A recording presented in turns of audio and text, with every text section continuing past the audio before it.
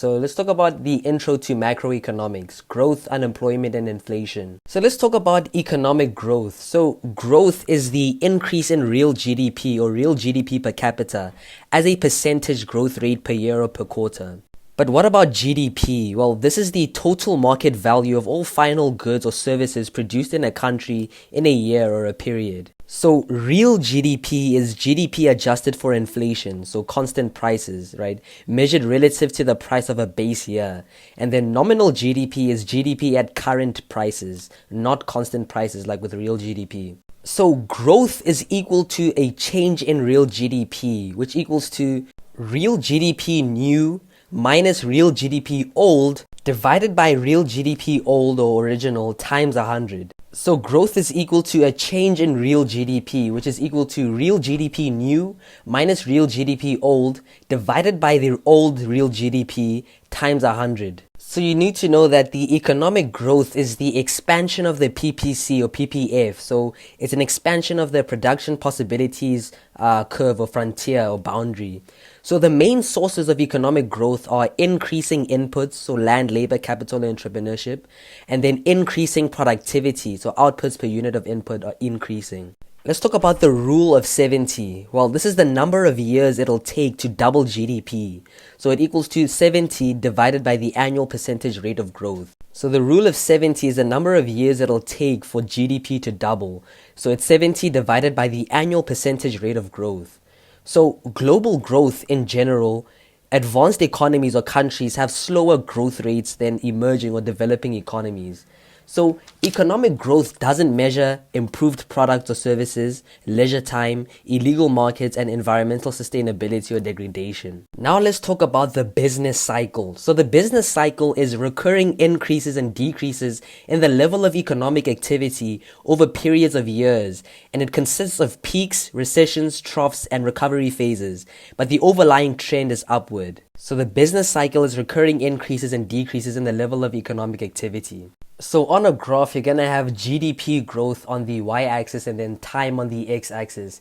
And basically, the level of economic activity is going to go up, reach a peak, and then go down, then reach a very low point, which is the trough, then go up again, and then down again, and then up again. So the upward movement is an expansion, and the downward movement is a recession. So let's get into it. What is a peak? Well, this is when growth reaches a maximum and it's unsustainable or inflationary, excess risk, results in economic downturn. Then we have a trough. So the economy reaches a low point and begins to recover. They usually cut interest rates to ensure recovery. So what is a recession then? So it's a negative economic activity. Economic growth slows, low confidence, increasing interest rates. So there's a contraction. So this is what happens in a recession. Then we have expansion. So this is positive economic activity. Economic growth increases, increasing confidence and low interest rates. So the problems of the business cycle is unemployment and inflation. So you're unemployed if you don't have a job, or available for and willing to work, and you try to find a job in the last month, so 4 weeks. So what is the workforce or the labor force? So when we talk about the workforce, it's the unemployed people plus the employed people. And you need to know that discouraged workers don't make up the labor force. They're part of the working age population though, but they're not part of the labor force. So when we talk about the labor force or the workforce, it's the unemployed and employed people. And then what is the unemployment rate? Well, this is equal to the percentage of people in the workforce who are unemployed. And what is unemployment? Well, unemployment is the failure of the economy to fully employ its labor force, or the failure to use all available economic resources to produce desired goods or services. So some of the problems we have with the definition of unemployment is that it doesn't include discouraged workers who've given up on looking for a job or are no longer actively seeking a job. And so we have a narrow definition and a broad definition of unemployment.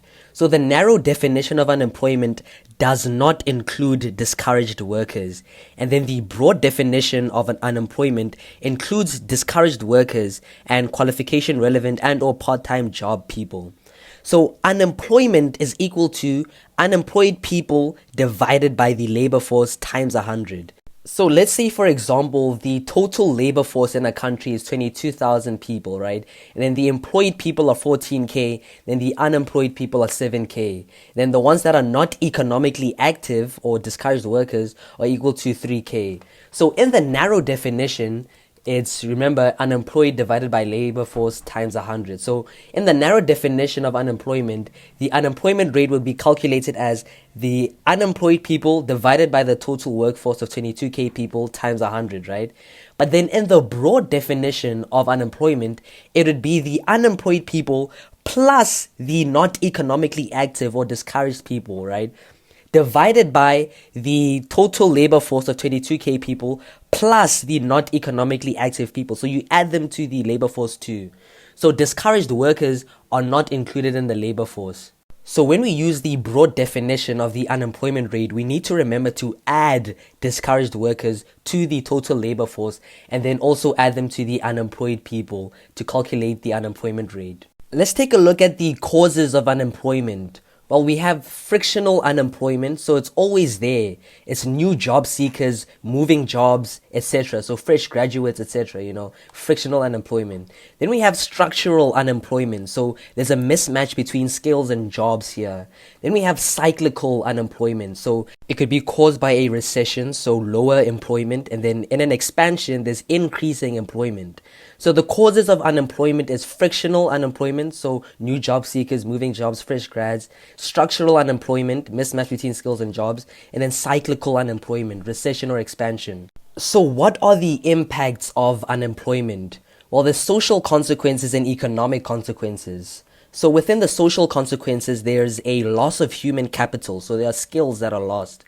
And then there's crime and social unrest, political instability, poverty and declining welfare. And then within the economic consequences, there's an uneven distribution of the costs of unemployment. So inequality, skill, level, age, race, ethnicity, gender, province. And then there's waste of potential output. And then political instability and crime discourage investment. Now we move on to inflation. So what is the price level? This is the average level of all prices in the economy. And then what about the inflation rate? Well, this is the rate at which the price level is rising in percentage. So what is the consumer price index, or the CPI? Well, this is the average price level of a given bundle or basket of goods and services at a base period purchased by the average consumer. So it's the average price of a given basket of goods and services at a base period purchased by an average consumer. So what is the formula for the rate of inflation? Well, the rate of inflation is equal to CPI new minus CPI old divided by CPI old times 100. So the rate of inflation is equal to the new consumer price index minus the old consumer price index divided by the old consumer price index times 100. So the consumer price index is used to measure the changes in the cost of living for the average household. And the inflation target is the one that SOB aims to do, and it's between 3 and 6%. So inflation targeting is used to increase transparency, control inflation, and ensure economic stability. So if the consumer price index increases, this means that on average, the basket or bundle of goods that households buy increased in price, right? Therefore reducing their purchasing power. So when this thing rises, when this average basket or bundle of goods or services that is bought by households rises, the household's purchasing power decreases. So now let's take a look at the types of inflation. Well, we have demand pull inflation and cost push inflation. So demand pull inflation occurs when spending is bigger than production. So the demand is bigger than the supply, and it's caused by economic growth. The central bank increases the money supply too fast, decreasing interest rates, increasing exports, increasing government spending, inflation expectations, etc. And it affects the economy by reducing purchasing power and causes economic instability or labor disputes. Now let's talk about cost push inflation. Well, this is caused by increases in the costs of production, so supply shocks, and this reduces GDP or production. So this is when the price level rises because of increases in the costs of production. Now let's take a look at the effects of inflation. So while real income might not change, unanticipated inflation has effects. So income or wage increases as inflation increases. So people hurt by inflation. So these are fixed income earners. So it erodes their purchasing power. And then the poor are disproportionately affected by inflation. And then people who save a lot are affected. And then creditors or lenders, it depends on the interest rate and if the inflation premium is included or not. So fixed income earners, the poor, and people who save a lot, and creditors and lenders are hurt by inflation. And then the people who are unaffected or benefit from unexpected inflation are flexible income earners, and then debtors or borrowers, private and government. So what is the role of governments in economies? So the role of governments in economies is providing legal structure, maintaining competition and quality, a redistribution of income. They must promote stability, managing aggregate demand, and they should reallocate resources. So externalities and market failures. So cost of production doesn't include environmental degradation costs, and then provision of public or merit goods. So let's talk about the different government budgets. So there's government spending. So government can spend on purchases like health and education, or transfer payments like social grants, disability, child support, old age, foster care, and then social development, basic education, debt service costs, health, community development, peace and security, economic development, tertiary education and training. And then what about the government revenue? So where does the government make its money from? So they have money from income tax, wealth tax, value-added tax or VAT, borrowing, and non-tax revenue. So what is a government surplus? Well, this is when the tax revenue that they make is bigger than their spending. And then a government deficit is when the tax that they make, the tax revenue, is less than the government spending. And it's measured as a percentage of GDP. Let's take a look at the different policy tools. So first of all, we have fiscal policy. So this is policy that affects aggregate demand by altering the balance between government spending or expenditure and taxation, including how the spending is financed, i.e. taxing versus borrowing. So fiscal policy is used to boost economic growth and smooth the business cycle, so inflation or unemployment. And then we have the monetary policy. So this is implemented by the South African Reserve Bank, SARB, and this is a central bank's changing of the money supply to influence interest rates and assist the economy in achieving price stability, full employment, and economic growth. And monetary policy is used to keep inflation low and also smooth the business cycle. So now let's take a look at the private sector, so households. So households earn income, HA, so wages or salaries, rents, interest, profits. And then households spend their disposable income, so consumption.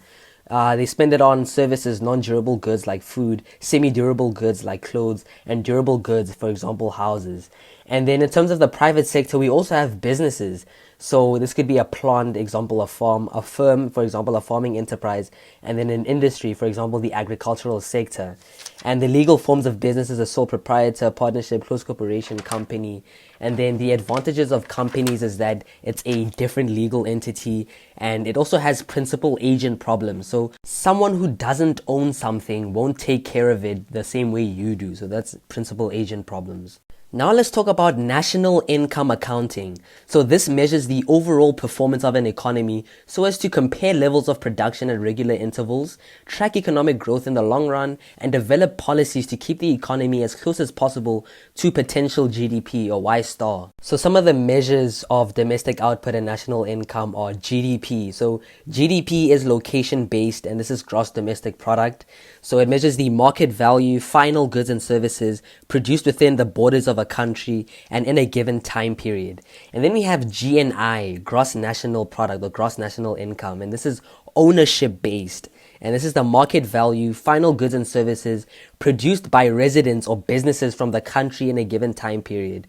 So if a German company makes cars here in South Africa, it counts in their GNI. So we can measure GDP in three different ways. So there are three types of GDP. So we've got GDP at factor costs, then we have GDP at basic prices, and then GDP at market prices. So let's take a look at GDP at factor costs.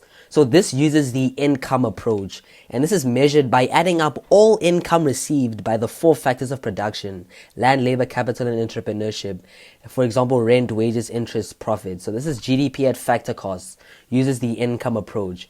Then we have GDP at basic prices. So this uses the production approach. So this is GDP at factor cost plus production taxes minus subsidies on production. So you add taxes and you decrease production subsidies. And then you have GDP at market prices. So this uses the expenditure approach. So this is GDP at market prices, the price paid on the market, which is increased by taxes and reduced by subsidies. So here, GDP is equal to C plus I plus G plus XN or X minus M. So GDP is equal to consumption expenditure C plus income or investment spending, which is I, and then government spending, which is G, plus net exports, or X being exports minus imports, which is M. And here you add taxes and you minus subsidies on production. So GDP at factor costs uses the income approach. So factors, income received by 4 factors of production. GDP at basic prices uses the production approach. So it's the GDP factor cost plus production taxes minus subsidies. And then we have GDP at market prices. And this is GDP equals to sig xn. So you need to know that GDP should account for inflation. So real, constant versus nominal doesn't account for inflation, nominal GDP. And then avoid double counting. So it doesn't count goods used in stages of production before the final good reaches the market. So it mustn't double count before something actually becomes a final product, right? For example, intermediate goods don't count. Wheat production and making bread products, right? So you don't count the wheat. You first count the bread. That's the final product. And then exclude financial payments. So public and private transfer payments, secondhand sales are not included. So in terms of the GDP secular flow diagrams, so on the diagram, you'll basically see that firms hire factors of production from households. Why?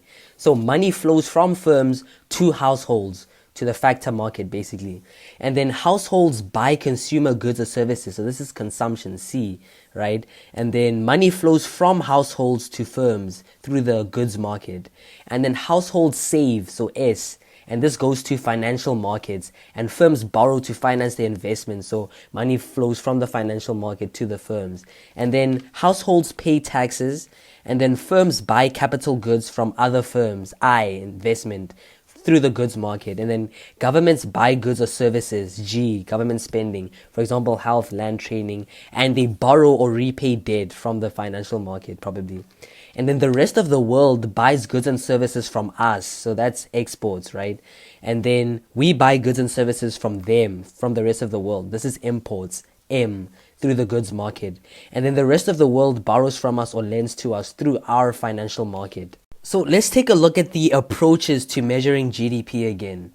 So first we have the expenditure approach. So this uses market prices. So this is where GDP is equal to 6N. So C plus I plus G plus X minus M or XN, right? And then we also have the production approach, and this uses basic prices. So this is the total value of all the final goods and services produced within a specific country using the value added approach. And then we have the income approach, which uses factor costs, right? So wages, rent, profits, income from interest on capital, etc. So let's take a look at GDP using the expenditure approach, so market prices. So this includes consumption, C, consumption expenditure by households on goods and services, and then gross investment, IG, expenditure on machinery, equipment, tools, construction, inventories, accumulated stock on hand, including depreciation, and then net investment is equal to gross investment minus depreciation. And then we also have government purchases, G. So government spending on goods and services, transfer payments not included. Then we also have net exports. So this is exports minus imports. And you need to know that consumption is the act of using goods or services to satisfy wants. So this will normally involve purchasing the goods or services. And you know, here in the GDP using the expenditure approach with market prices, you might have to add the residual item and then plus or minus the change in inventories. Then we have the GDP using the income approach. So GDP or income equals to compensation of employees' wages, net operating surplus, so rent, interest, owner's income, corporate profits. And here you must add the production or product taxes and minus the product or product subsidies and the adjustment to get GDP at factor cost to GDP at market prices. So you basically have to add the product taxes or production taxes and then minus the production subsidies to get it to the market price from the factor cost. Then you should also add depreciation to adjust net operating surplus and therefore GDP from net to gross, right? And subsidies or tax adjustments are to ensure final value of goods and services produced at market prices, right? So in the GDP, using the income approach, you add taxes and you minus subsidies. And you need to know that the market value produced is the total income earned from the product minus a subsidy, add depreciation to get gross domestic product, not net. So you need to minus the subsidies and add depreciation to get it to gross, not net. For example, you'll be given a bunch of values for different expenditures and stuff like that. So to get the net domestic product at factor cost, so income, you use the income approach. So you'll add the net interest, you'll add the wages, add the rental income, and then add the profits, right? You add them all together, and then you get the net domestic product at factor cost, right? And then to get the net domestic product at market prices or basic prices, you need to add taxes and then minus subsidies, right? And then to get the GDP at market price, essentially you get the net domestic product at the market prices, right? And then you have to add depreciation to get from net to gross. Let's take a look at the production approach or the value added approach. So here you add up the value added at each stage of production. So you add up the value added at each stage of production, and that equates to the GDP. So the value added is equal to the market value of a firm's output minus the value of a firm's inputs. So basically, let's say you get wool processing, right? Plus jacket manufacturing, plus clothing manufacturer, plus clothing retailer. Therefore, the value added is the sum total of all of these things. And that's basically the GDP. So what is household income, or HHI? So this is earned and unearned income received by households. So when we talk about received but not earned, for example, this could be transfer payments, grants, pensions, etc. Then we have earned but not received, for example, taxes and undistributed profits. So disposable income is equal to household's income minus the tax. So importance of real GDP on food prices over time, bread, coke, etc. Now let's talk about real GDP and the price level, so the GDP deflator. So nominal GDP increases because of increases in production and prices. Therefore, we need to deflate the GDP. So we deflate the GDP from nominal GDP to real GDP, which increases over time. So how do we deflate the GDP? So we calculate the price index from price changes, use the price index to estimate real GDP from nominal, or you get the GDP from physical outputs and use the base year prices, then you calculate the GDP price index. So the GDP deflator is equal to the nominal GDP at current prices divided by the real GDP or market prices expenditure approach times 100. So the GDP deflator is equal to nominal GDP divided by real GDP times 100. So again, the consumer price index is prices of a representative basket of goods and services bought by the average urban consumer. And then the GDP price index is the same as the CPI, but also measures the price change for goods and services purchased by businesses, governments, and foreigners.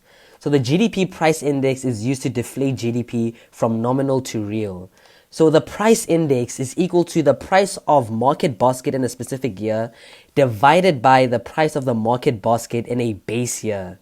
So again, the real GDP is equal to the nominal GDP divided by the price index. So the real GDP is the nominal GDP divided by the price index or the price level. So to calculate the GDP deflator, they'll basically give you the GDP at current prices, and you need to know when it's given in current prices, it's nominal GDP. So let's say it's 48K, and then GDP at constant prices. Let's say this is 32K, right?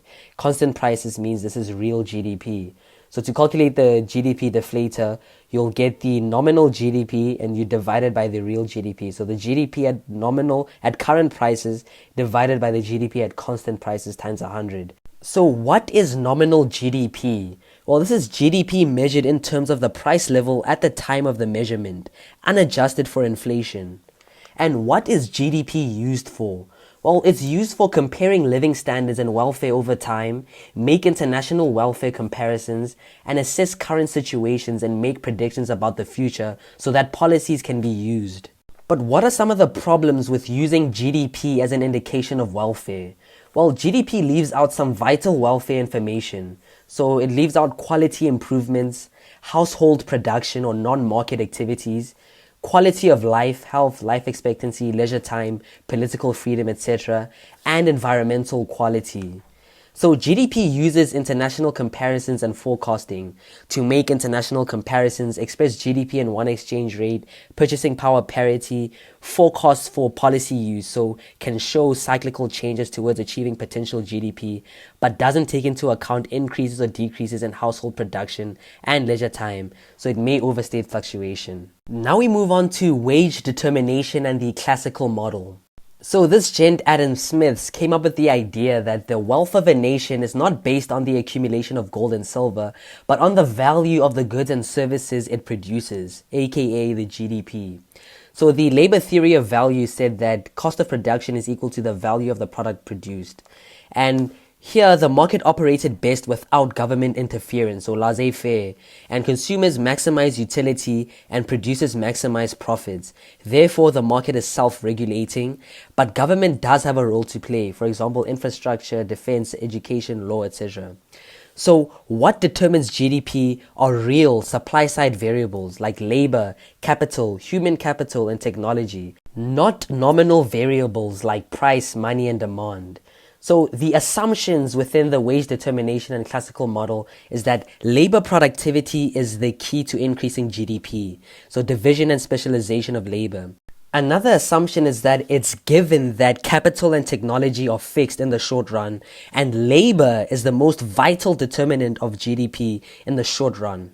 So now let's take a look at a purely competitive labor market, so PC labor market. So in terms of the demand for labor, it's the sum of individual firms' demand for labor. So it's downward sloping curve because the higher the wages, the higher the labor cost for the producers of goods and services. Therefore, they'll employ less amounts of labor because the wages are higher for this labor. So it's more expensive for them to hire the labor. And then in a purely competitive labor market, let's take a look at the supply of labor. So this is the individuals competing for available jobs. And the supply of labor has an upward sloping curve because employers as a group must pay higher wage rates to get more workers.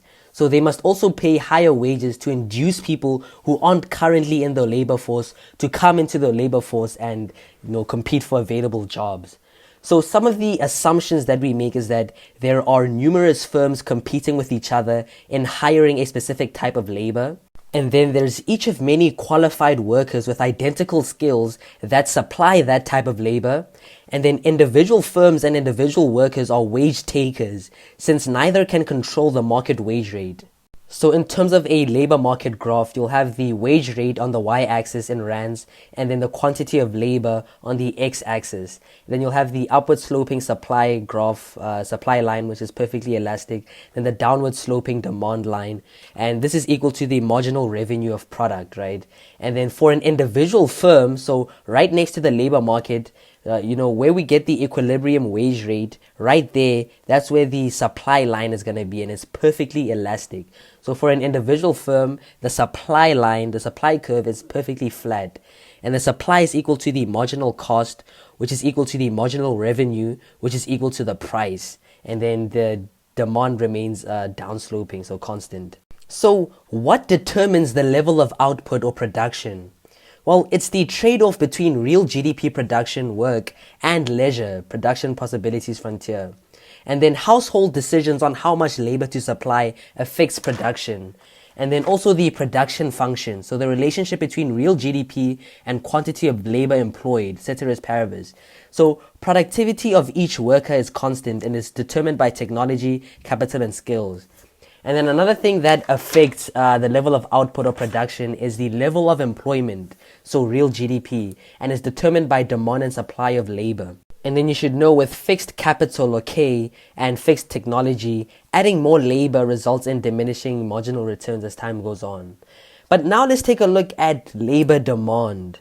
So the quantity of labor demanded is equal to the real wage rate divided by the price level. So it's wages divided by price level or price. And this has a negative relationship. So the quantity of labor demanded is a function of the real wage rate. So money wages divided by the price level.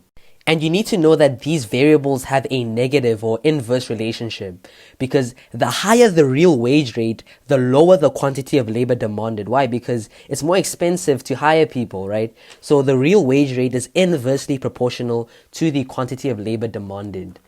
And what is the marginal product of labor, or the MPL? Well, this is the additional real GDP produced by one more labor hour, ceteris paribus. So this is the extra output that can be produced by one more labor hour, ceteris paribus. And the MPL, or the marginal product of labor, is equal to the change in real GDP divided by the change in the quantity of labor employed or demanded. So, or it could be the change in output divided by the change in labor. So the marginal product of labor, MPL, is equal to the change in real GDP divided by the change in quantity of labor demanded, or is the change in output divided by the change in labor. And again, you should know that the marginal product of labor is subject to diminishing marginal returns, or diminishing marginal product. Because as the quantity of labor demanded increases with a fixed amount of capital and technology, the marginal product of labor falls. And then you need to know that the real wage is equal to the wages divided by the price level. So the real wage is the wages divided by the price level. And the real wage rate is how much you can buy, or the purchasing power, your purchasing power. So firms consider the cost of workers as well as the marginal product of labor, or MPL, or productivity, given the capital and technology are fixed. But now we ask ourselves, how much labor will firms hire? Well, firms are profit maximizers who produce where the marginal cost is equal to the marginal revenue, which is equal to the price. So firms are profit maximizers, and they produce where the MC is equal to the MR, which is equal to the price. And labor, L, is the only variable factor, and this determines the marginal cost. So producers will hire labor until the marginal cost of labor is equal to the value of additional output produced.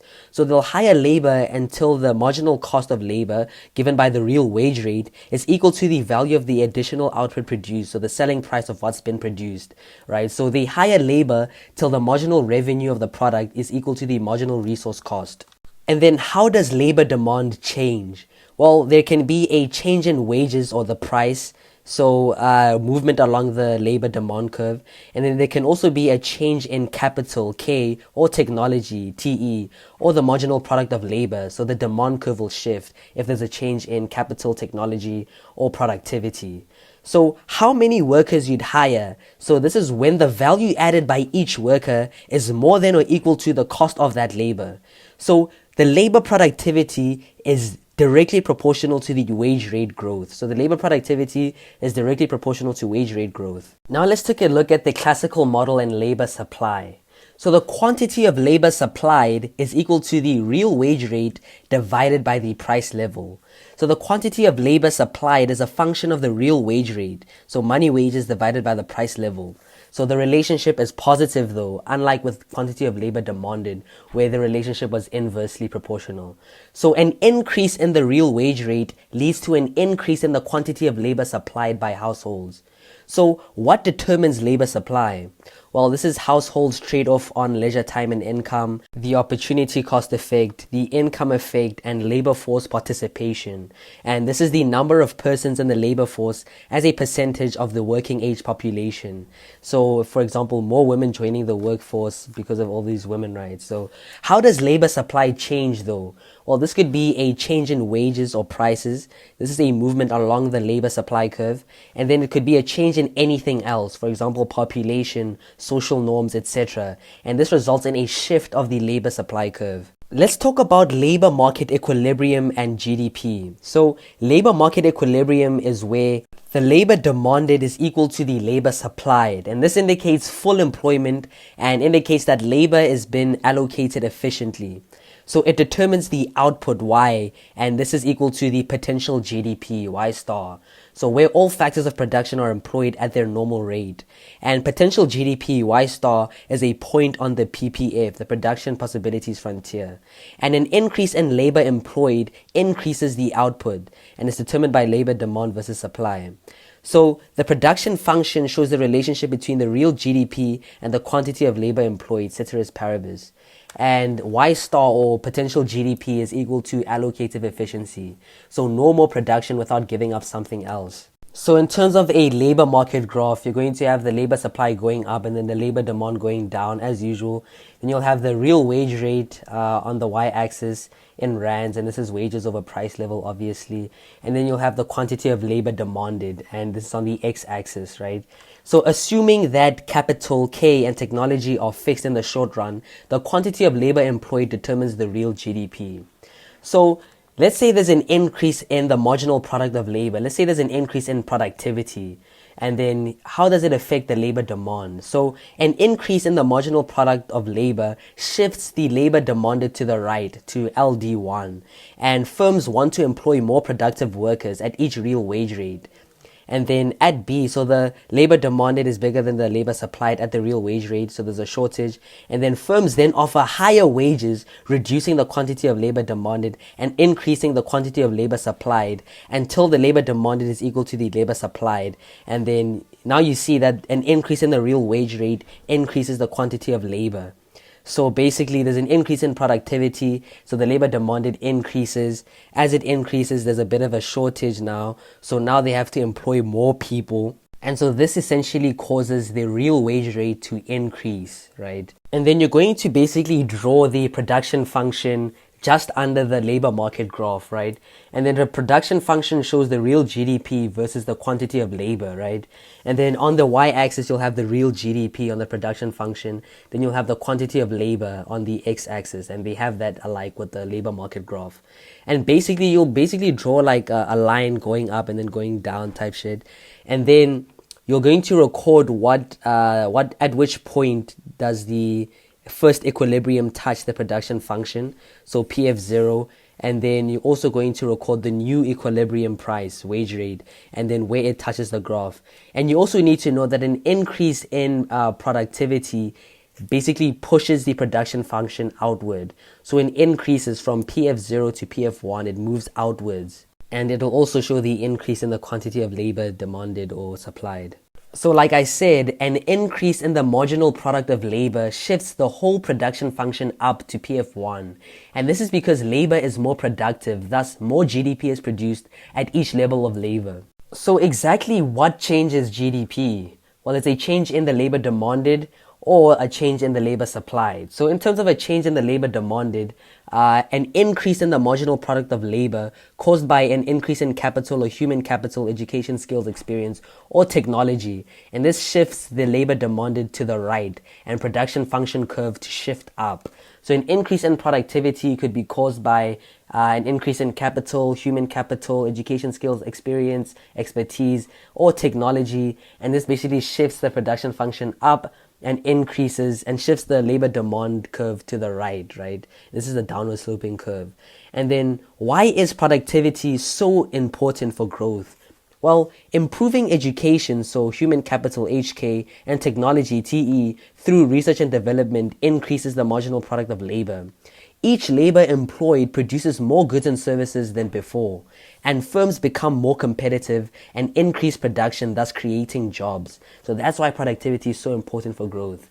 So a change in labor supply also changes GDP, and this could be caused by population growth or changes in labor force participation. So a shift in the labor supply curve to the right and causes a movement along the production function. So a change in labor supplied by population growth or changes in labor force participation shifts the labor supply curve to the right, and this causes a movement along the production function. But it doesn't cause the production function to shift up or like expand outwards or shrink down. Now let's talk about an increase in labor supply. So an increase in labor supply increases the real GDP, but may lead to a fall in real wages if there also isn't an increase in productivity. So labor supply shifts to the right, so it's increased, creating surplus labor, resulting in a fall in the real wage rate, so wages over price level.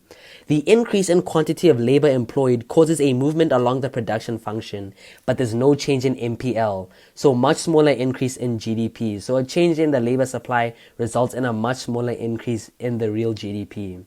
So it's the increase in the marginal product of labor caused by capital, human capital, and technology, which shifts their production function up, and increases the real wages and potential GDP. So if we had to look at a graph, there's an increase in labor supply. So the labor supply at 0 shifts to the right to labor supply 1, and then at that point the labor supplied is bigger than the labor demanded, and at the real wage rate PO, right, surplus to the surplus labor, and then workers will eventually accept lower wages rather than be unemployed. So the quantity of labor demanded rises and the quantity of labor supply falls, so the income leisure trade-off, and then there's more workers employed at a lower wage rate, right, and more labor is employed, showing an increase in potential GDP. So you can see that the labor supply moves from LS0 to LS1. So then the labor supplied is more than the labor demanded at that point. But then basically, as the labor supply increases, the wages decrease because of saturation and stuff. And then you'll see that the increase in labor causes the equilibrium wages to move up a bit, right? And then this moves up on the production function, right? And then it moves from Y0 to Y1. So the potential GDP increases a little bit, right? And then the quantity of labor also increases. But you need to note that the PF, or the production function, doesn't shift because there's been no change in labor productivity. So only more workers have been employed with fixed amounts of capital and technology. So the production function doesn't shift because there's been no change in labor productivity. So it assumes all labor is equal and firms are small and producing where the marginal cost is equal to the marginal revenue, which is equal to the price. So perfect competition. Now let's talk about unemployment in the classical model. So the only natural rate of unemployment is frictional unemployment, and unemployment in the classical model is caused by job search or frictional unemployment, and this results when people are temporarily unemployed either because they're new to the job market or are searching for a better job. And then it also results due to job rationing. So the economy is always at full employment, so there's no structural unemployment, so no regulation of labor market, for example minimum wages, and in South Africa it's unrealistic since there's skill gaps. And then we have frictional unemployment, so explains unemployment in the short run in terms of change. So demographic change, structural change, market interference, for example, unemployment insurance. So in terms of job rationing, it involves setting real wage rate above the equilibrium level on purpose. So this whole job rationing thing where they set the real wage rate above the equilibrium level on purpose is because of efficiency wages and minimum wages. So efficiency wages is paying higher wages than the market average increases worker productivity. So basically, paying them higher wages encourages them to work harder, increases worker productivity. So that's efficiency wages. And then we have minimum wages. So setting an amount as a minimum that can be paid to workers, even if they'd accept less. So within the classical model, we assume that a minimum wage set above the equilibrium wage rate will cause a fall in employment, right? It'll result in unemployment. So if a minimum wage is set above the market wage, assuming no change in worker productivity, the quantity of labor supplied will increase, so the income leisure trade-off, and the quantity of labor demanded will decrease due to a rise in marginal cost of production without a change in price and real wage increase.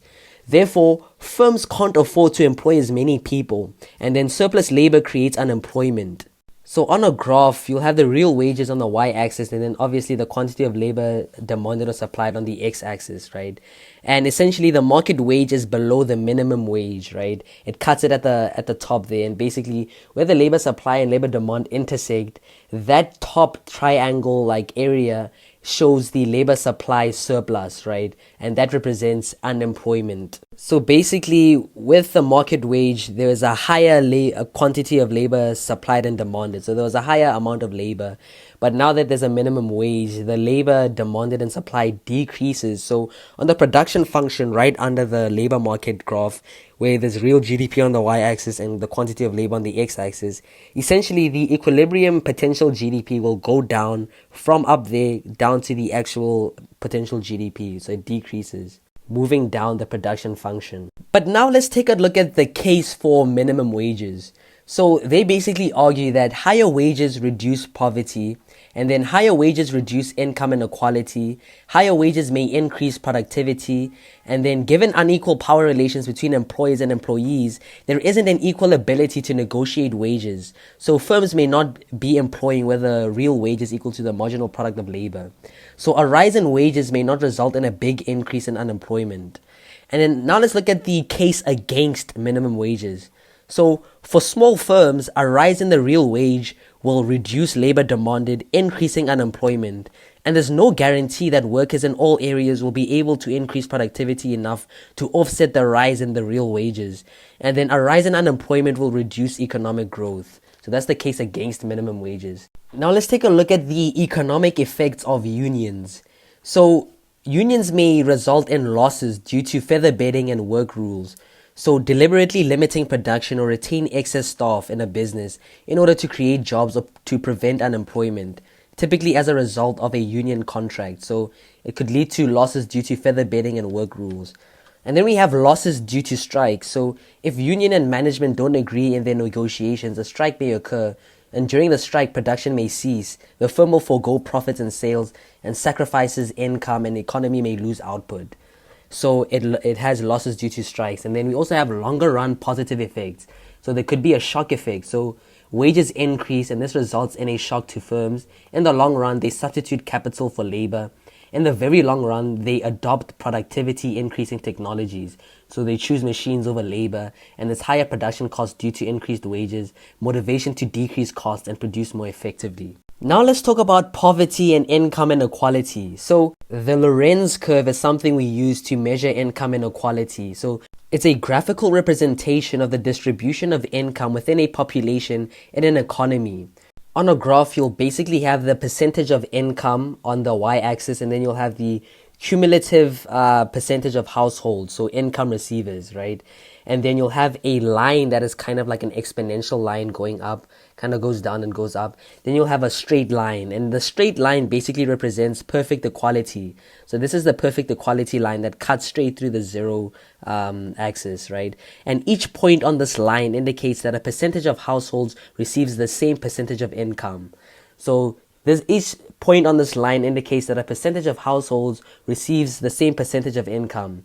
And then the red line that is kind of exponential shows inequality. And this is horizontal to the x-axis from point 0 to point F, right? And this is along the vertical axis, and this represents inequality.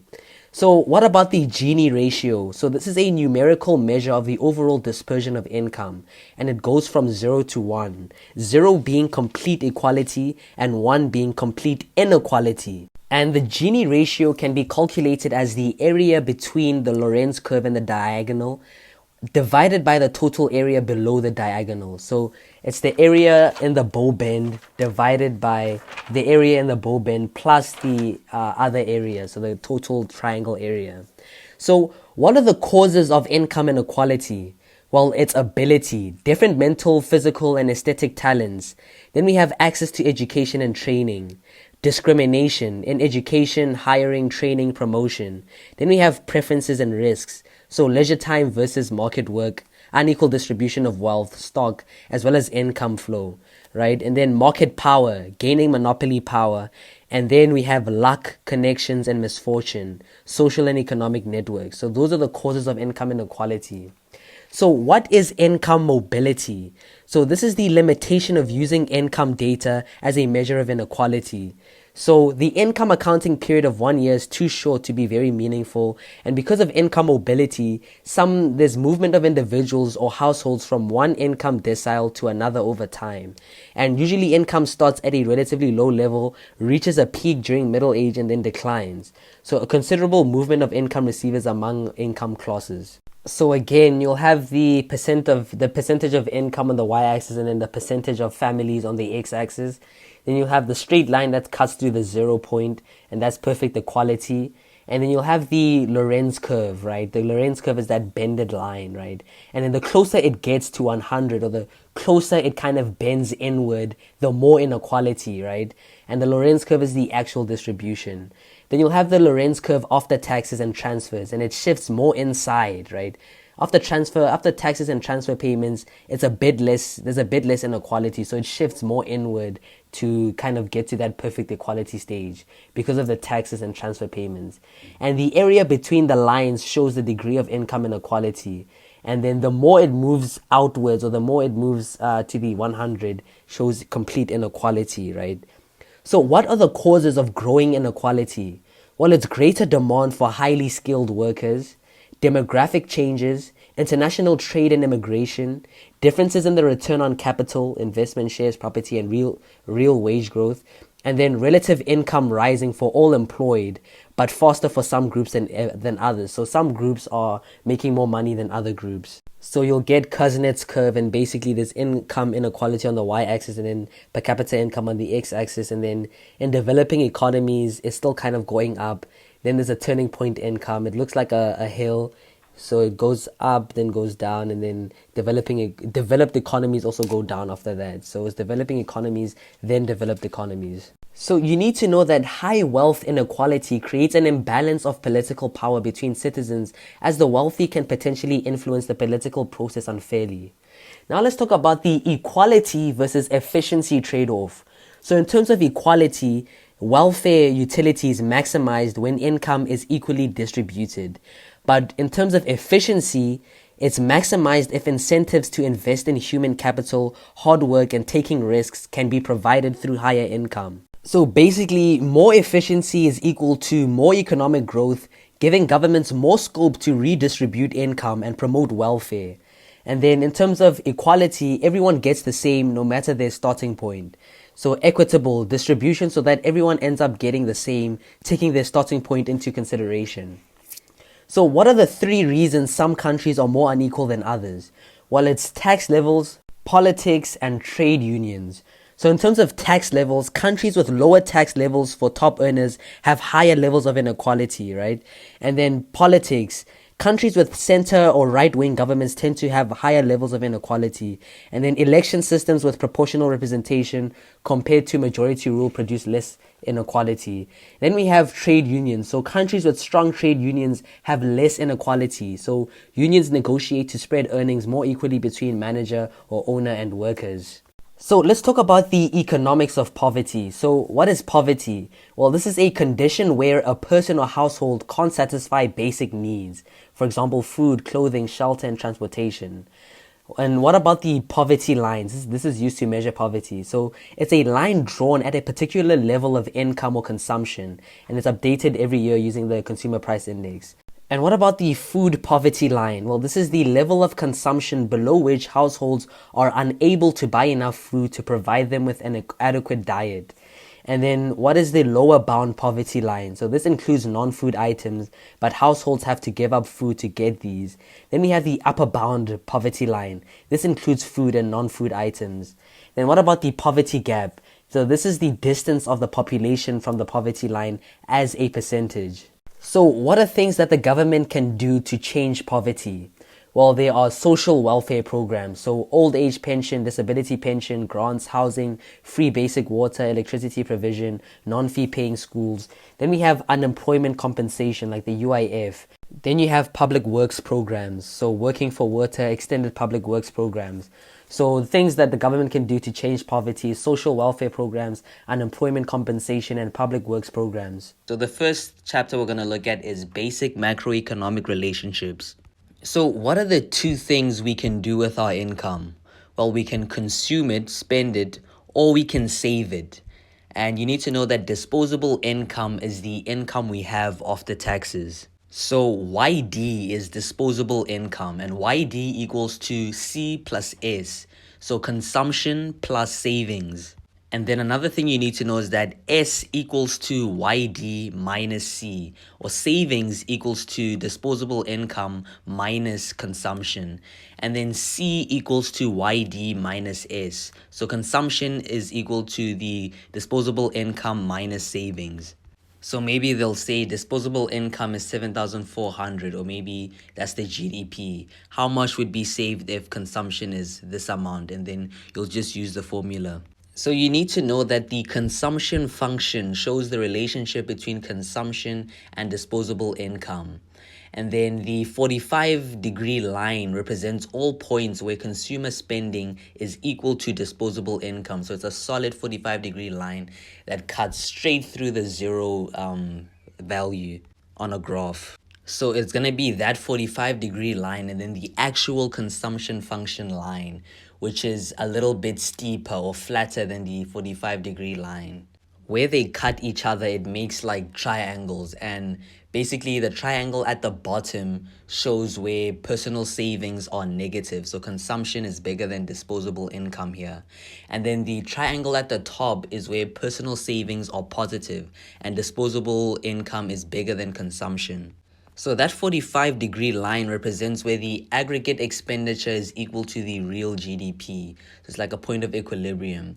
And the consumption function line can move up or down. So it depends on one of the changes in determinants of consumption.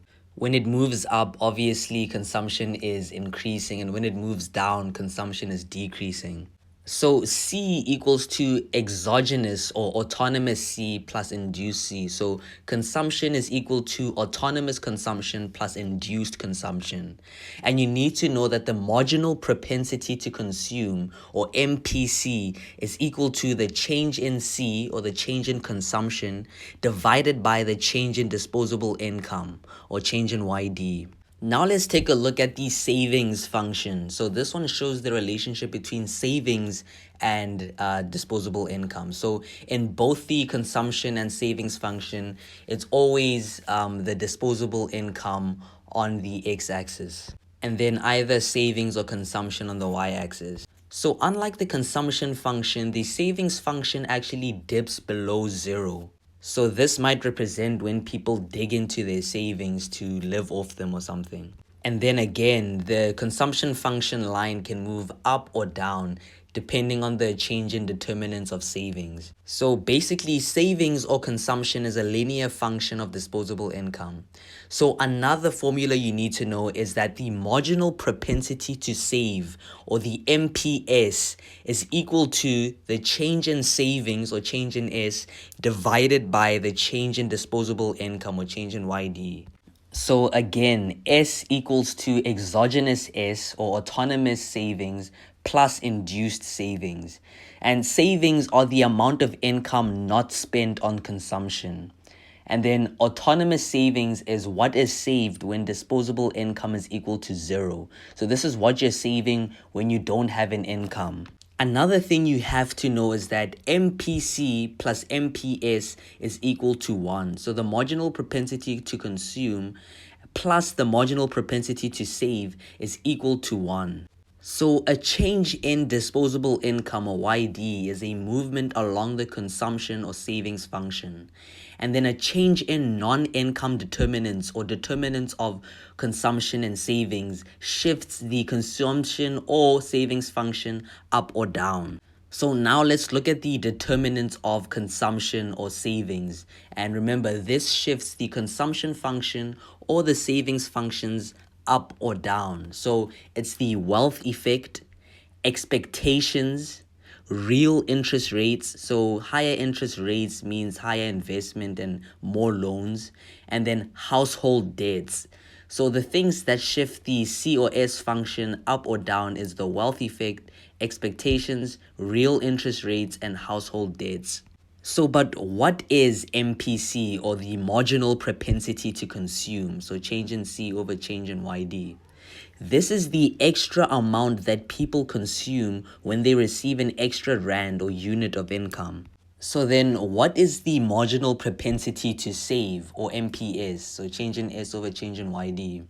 Well, the marginal propensity to save is the extra amount that people save when they receive an extra rand or unit of income. Another thing you should remember is that when calculating the MPC or the MPS, it's always the new consumption minus the old consumption divided by the new disposable income minus the old disposable income.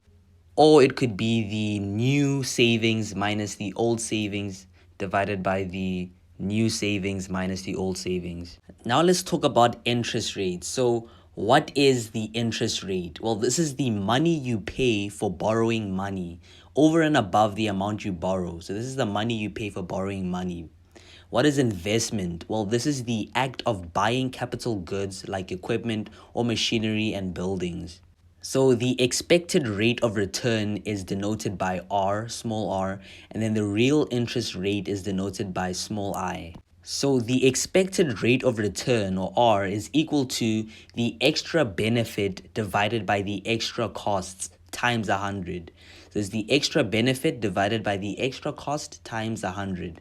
And then the real interest rate, or I, is equal to the nominal interest rate minus inflation. So another thing you should know is that if R is bigger than I, you must invest. So if the expected rate of return is bigger than the real interest rate, invest. And then we get the investment demand curve. So it looks like a normal demand curve that slopes down, so ID, and then it can decrease, move to the left, and then increase, move to the right. And then on the investment demand curve graph, the expected rate of return, or interest rate in percentage, is on the y-axis, vertical axis, and then investment in billions of rands is on the x-axis. Now let's talk about the multiplier effect. So the multiplier, or K, is equal to the change in real GDP divided by the initial change in spending. So K, or multiplier, is equal to change in real GDP divided by change in initial spending. Another way to calculate the multiplier is equal to 1 divided by 1 minus MPC. So 1 divided by 1 minus the marginal propensity to consume, or 1 over MPS. Remember that 1 minus MPC is basically the same as MPS. So let's talk about the changes in spending and GDP. So you need to know that a change in autonomous spending will cause a bigger change in real GDP because of the multiplier effect, so the Keynesian multiplier. This is because of the re-spending of the initial injection in the economy. Spending becomes income, which becomes spending, etc. So the multiplier determines how much larger the change in GDP will be as a result of the change in autonomous spending. Usually investment, it can also be consumption, C, or G, government spending, or XN, net exports. So when they say change in initial spending, it could literally be investment, consumption, government spending, or net exports. So, but what are the things that change investment? Well, these are real interest rates, a shift of the investment demand curve. So some of the assumptions we make with the size of the multiplier is that we assume that there's a closed economy with no imports or exports, with no government spending. So the MPC determines the size of the multiplier. So only the marginal propensity to consume determines the size of the multiplier. We assume a closed economy. So in an example, first you'll have to calculate the multiplier by using maybe K equals to 1 minus 1 minus the MPC. Then you get the multiplier, and then you'll plug that into the whole K equals to change in real GDP divided by change in initial spending, which could be gross investment, consumption, government spending, or net exports, and then just calculate from there. So another thing that you need to know is that if the marginal propensity to save increases, the real GDP decreases. So if MPS increases, real GDP will decrease. Another thing you need to know is that the lower the expected rate of return, the higher the cumulative amount of investment. So the higher the amount of investment, the lower the R and I. So the higher the amount of investment, the lower the interest rates. And the lower expected rate of return, the higher cumulative amount of investment. This is just because it costs less to borrow money, so people will invest more and get loans to fund these investments. Another thing you need to know is that a drop in consumption reduces the GDP. So if consumption falls, then the GDP will also fall. Okay, so now we move on to the aggregate expenditure model with chapter 16. So some of the simplifications or assumptions we make is that we assume a private or closed economy, planned investment, and investment schedule. So when you get an investment demand curve, you'll have an investment schedule right next to it, right? And then you'll have the interest rate on the y-axis on the investment demand curve, and then you have the investment in billions of rands on the x-axis, right? And then basically the equilibrium point will be the value or where the investment schedule will be. The investment schedule is a straight line. So let's say that on the investment demand curve, it's a downward sloping demand curve line going down. And then let's say the interest rate is 8 there and the investment in billions of rands is 20. Well, on the y-axis of the investment schedule, it'll also be 20, and we have investment in billions of rands on the y-axis of the investment schedule, but then we have real GDP on the x-axis of the investment schedule. So here, what the value is on the investment demand curve on the x-axis will be the value on the y-axis of the investment schedule, and it'll be a straight line. And remember, CO means autonomous consumption. So what is equilibrium GDP? Well, this is the level of GDP where the aggregate demand and aggregate supply are equal. Another thing you should know is that the GDP minus the aggregate expenditures is equal to the unplanned change in inventories. So formulas that you need to know is that aggregate expenditure, or Y, is equal to C plus I plus G, or it's equal to Y equals to CO plus CYD plus I plus G. So it depends on the question whether or not there's government spending or there's investment or not. But basically, aggregate expenditure is equal to consumption plus investment and or government spending. So it's equal to autonomous consumption plus real domestic output plus investment plus government spending. So consumption plus investment is equal to the GDP, and the GDP is equal to disposable income, or Y, which is aggregate expenditure. So basically, when GDP is equal to aggregate expenditure, we are in equilibrium. So basically, in a graph, you'll have consumption in billions of rands on the y-axis, and then you'll have disposable income in billions of rands on the x-axis. And then you'll have a 45-degree solid line, and that's the GDP. So that's consumption plus investment, right? Equilibrium point. So then you'll actually have the consumption line or consumption function that cuts through this 45-degree line.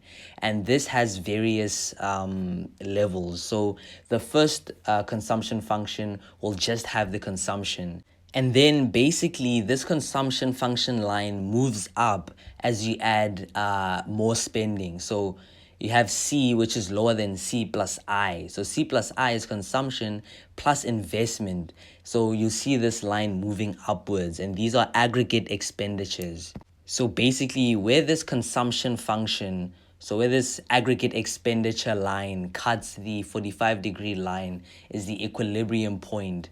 And at that point, you'll see how much disposable income corresponds to what consumption.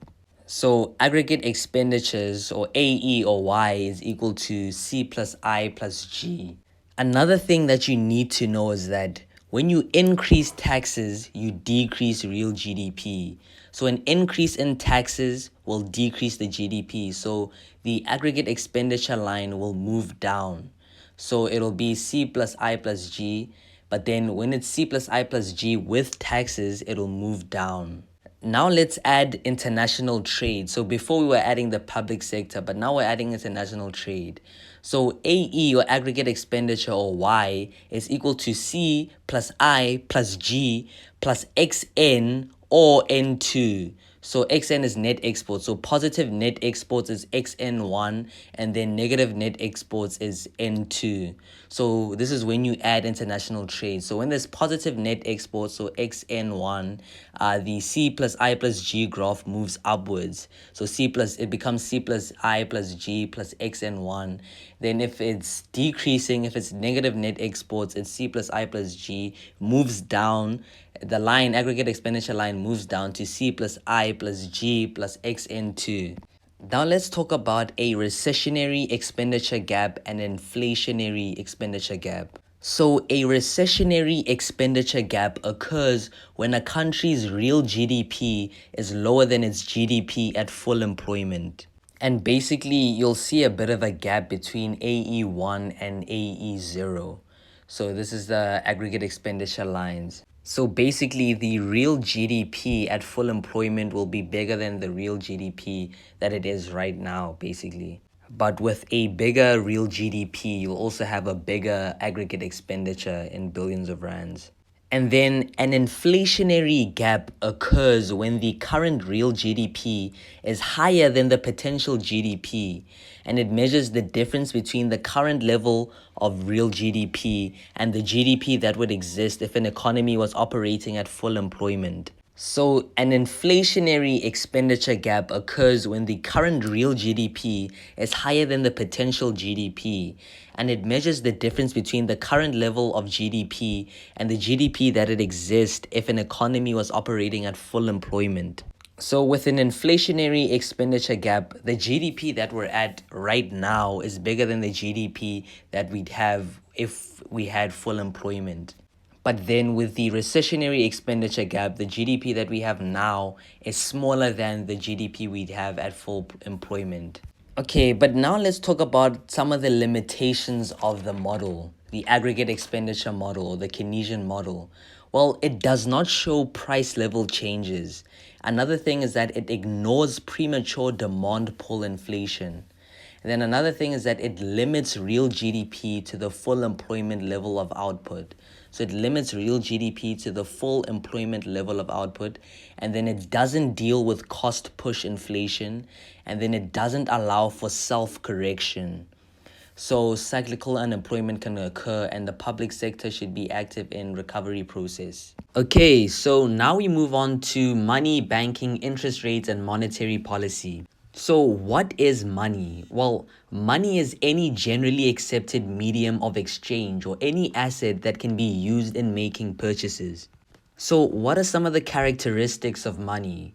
Well, it has its general acceptability, durability, portability, homogeneity, recognizable, stable value, and relatively scarce. So when we talk about money, money performs three vital functions. It's a medium of exchange, it's a unit of account, and it's a store of value. So when we talk about the forms of money, we've got currency, and this is notes and coins held by individuals. And then we have deposits. These are held in banks, and that can be used to make payments. And then when we talk about the official measures of money, we have M1, which is the currency outside banks and demand deposits. And then M2 equals to M1. So this is plus short, less than 30 days, and medium term, less than 6 months deposits. Now let's talk about the demand for money. So the transactions and precautionary demand. So what is the transactions demand?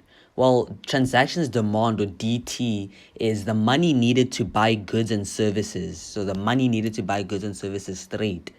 And then we have the precautionary demand. So this ensures a backup of funds to pay for irregular occurrences. So when we talk about DT, it's denoted by DT. It's a combination of both the transaction demand and precautionary demand. So the transaction and precautionary demand are denoted by DT. So the demand for money as a medium of exchange is called the transactions and precautionary demand for money. But now let's talk about the asset demand for money. So DA, the asset demand. So this is the extent of holding money as an asset. And the asset demand, or DA, is inversely proportional to the real interest rate. So you can hold wealth as liquid money and no interest or low interest, or as interest-bearing bonds, so high interest. Another thing you need to know is that the interest rate is the opportunity cost of holding liquid money instead of investing it. So the total money demand, or DM, is the sum of the transactions demand and the asset demand. So the total money demand, DM, is equal to DT plus DA. And remember, DT is the transactions demand and the precautionary demand. So the money needed to buy goods and services and the backup of funds to pay for irregular occurrences. So on a graph for the demand of money, so you're going to have the rate of interest in percentage, so the rate of interest I on the y-axis, and then you'll have the amount of money demanded and supplied on the x-axis in billions of rands. So you know that the total demand for money is the DT plus DA, And then you'll have the supply of money. So the supply of money is a line, a vertical line straight down the graph, right? And it cuts straight through the x-axis. And the money supply is perfectly inelastic. So the money supply line is perfectly inelastic. So ESM is equal to 0. And then you're going to have the demand for money. And this is a downward sloping line going down. So DT, which is the transactions demand, which is inclusive of the precautionary demand, is also a line going straight down, right, on a graph. And then you have the asset demand, which is going, it's a little bit inelastic. So it's a little bit more horizontal, okay? It's more downward sloping, not a straight line. Then the mixture of those lines will give you the DM, the demand for money, which is a bit more elastic. So the total demand for money, DM, is determined by horizontally adding the asset demand for money, DA, to the transactions and precautionary demand of money, DT. So DT, or transactions demand, is assumed to depend on nominal GDP rather than on interest rates. So DT is assumed to depend on nominal GDP rather than on interest rates. And then DA, or asset demand for money, is inversely related to interest rates. So if the interest rate rises, the asset demand for money will decrease. But if the interest rate decreases, then the asset demand for money will increase. So when the total demand for money is equal to the total supply for money, so when DM is equal to SM, we have reached equilibrium. So combining the money supply or stock, SM, with the total money demand, DM, shows the market for money and determines the equilibrium interest rate. So when you look at a graph that shows the money supply and money demanded, you know that the supply of money is a line going straight down, perfectly inelastic. Then DM is downward sloping, elastic. So the interest rate is on the y-axis, the quantity of money on the x-axis. So when the supply of money increases, what you'll note is that the interest rate decreases. And obviously, when the supply of money decreases, then the interest rate will rise. But now, let's say if the supply of money increases, the interest rate will decrease. But this leads to an increase in investment. Because when you look at an investment demand curve, you'll have the interest rate there, then you'll have the quantity of investment. So when the money supply increases, basically the interest rates decrease, and because of the decreased interest rate, the quantity of investment increases. All right. And then what you'll also note is that the aggregate demand will also increase due to this decrease in interest rates and this increase in the supply of money. So the aggregate demand and the aggregate supply, so the aggregate demand will increase from AD to AD1. The price level will also rise. So inflation will also rise. And then the GDP and the price level will also increase. So GDP will also increase because of this lowering of the interest rate. So an increase in the money supply decreases interest rates, and this increases the demand for investments. So the quantity of investment increases, and then aggregate demand and supply increase, and then there's also an increase in the GDP, and then the price level or inflation increases. So now let's talk about the money supply. So what is the money supply, or SM? Well, this is the total stock of money in the economy at a point in time. So the money supply, or SM, is controlled by the South African Reserve Bank, SARB, using monetary policy instruments. So the South African Reserve Bank is responsible for implementing the monetary policy of the country. It adjusts the quantity of money in circulation. So other functions are issuing banknotes and coins, banker to government. It's the custodian of other banks' cash reserves, clearance of interbank claims, custodian of foreign reserves, bank of discount and lender of last resort, collection and analysis of stats, inflation targeting, monetary policy. So what are the tools of monetary policy? Well, some of the tools of monetary policy are the repo rate, or the repurchase rate, the reserve ratio, and open market transactions, or open market operations. So now let's look at the first tool of monetary policy, the repurchase rate, or the repo rate. Well, This is the interest rate at which the South African Reserve Bank will lend money to commercial banks.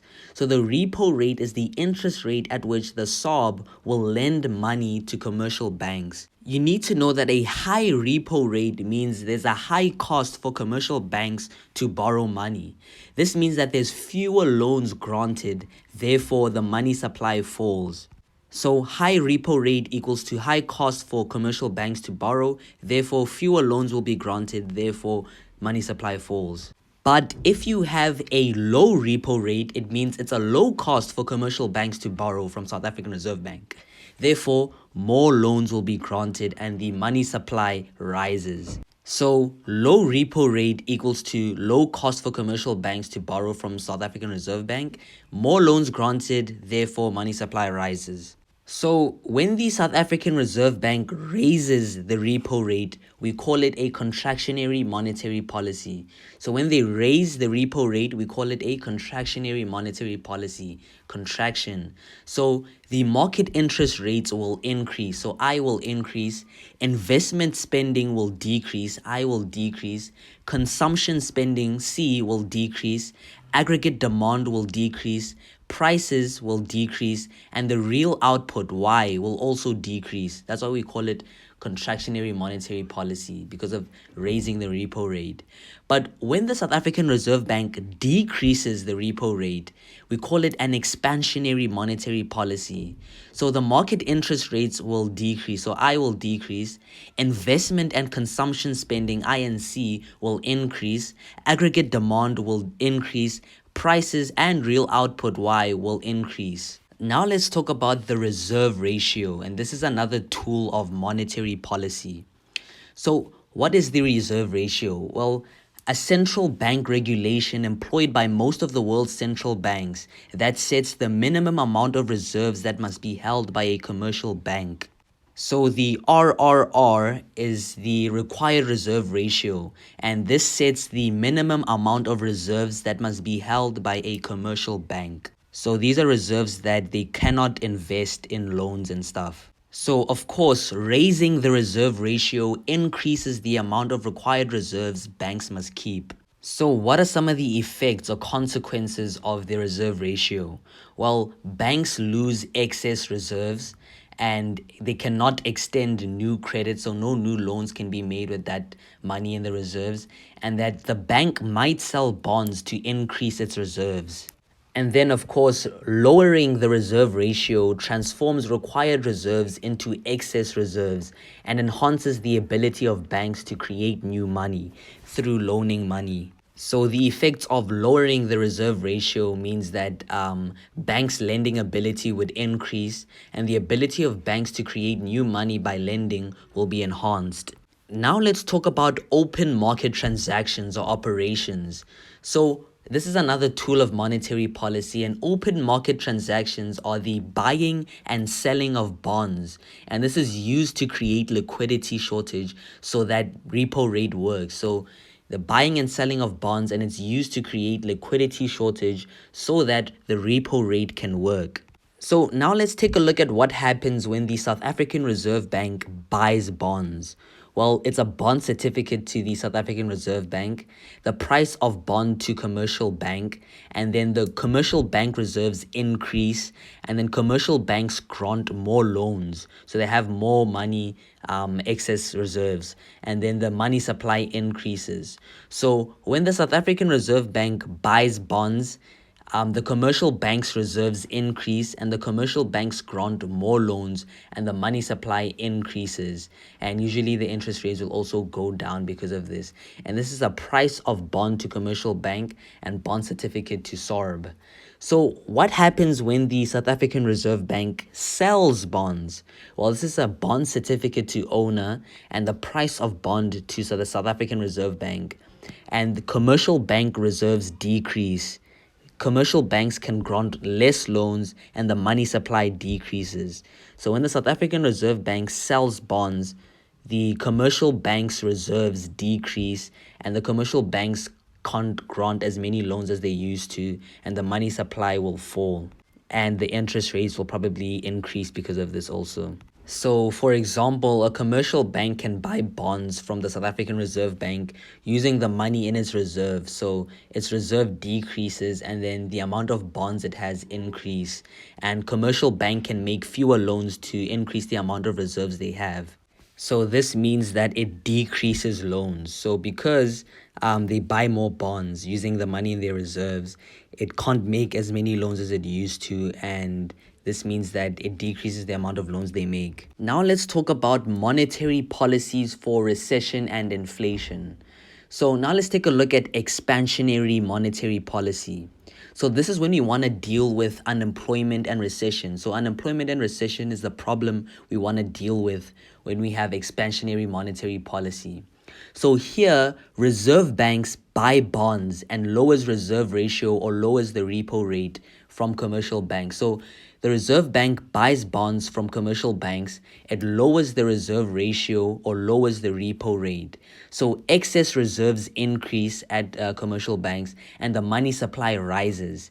The interest rate falls, the real GDP rises, investment spending increases, and aggregate demand increases, as well as the real GDP. But now let's talk about restrictive monetary policy. So this is when we want to deal with inflation. So inflation is the problem that we want to deal with when we use restrictive monetary policy. So here, the Reserve Bank sell bonds to commercial banks. So Reserve Bank sells bonds and it increases the reserve ratio or increases the repo rate. So here, the excess reserves decrease, the money supply falls, interest rates rise, investment spending decreases, aggregate demand decreases, and inflation declines. So now let's kind of evaluate monetary policy. So what are some of its advantages? Well, its speed and flexibility and isolation from political pressure. So these are the advantage of monetary policy. Some of the limitations of monetary policy is recognition lag. So it takes time to realize there's inflation or there's a problem. And then we have operational lag. So granting loans, etc., takes some time. And then we have cyclical asymmetry. Now let's take a look at money creation, chapter 11. So when we take a broad outlook of the process of money creation, we have the treasury, and the treasury receives tax payments from the economy, so this is people and businesses, and then it spends in society, so deficit spending. And then we have the banking system. The banking system receives loan repayments from the economy, so people and businesses, and it creates loans. And then we have this never-ending cycle. So, but what is a balance sheet? Well, a balance sheet is the statement of assets and claims on assets that summarizes the financial position of the bank at a certain period. So it's a statement of the assets and liabilities of a business and summarizes the financial position of the bank at a certain period. So vault cash. So vault cash is the cash held by the bank.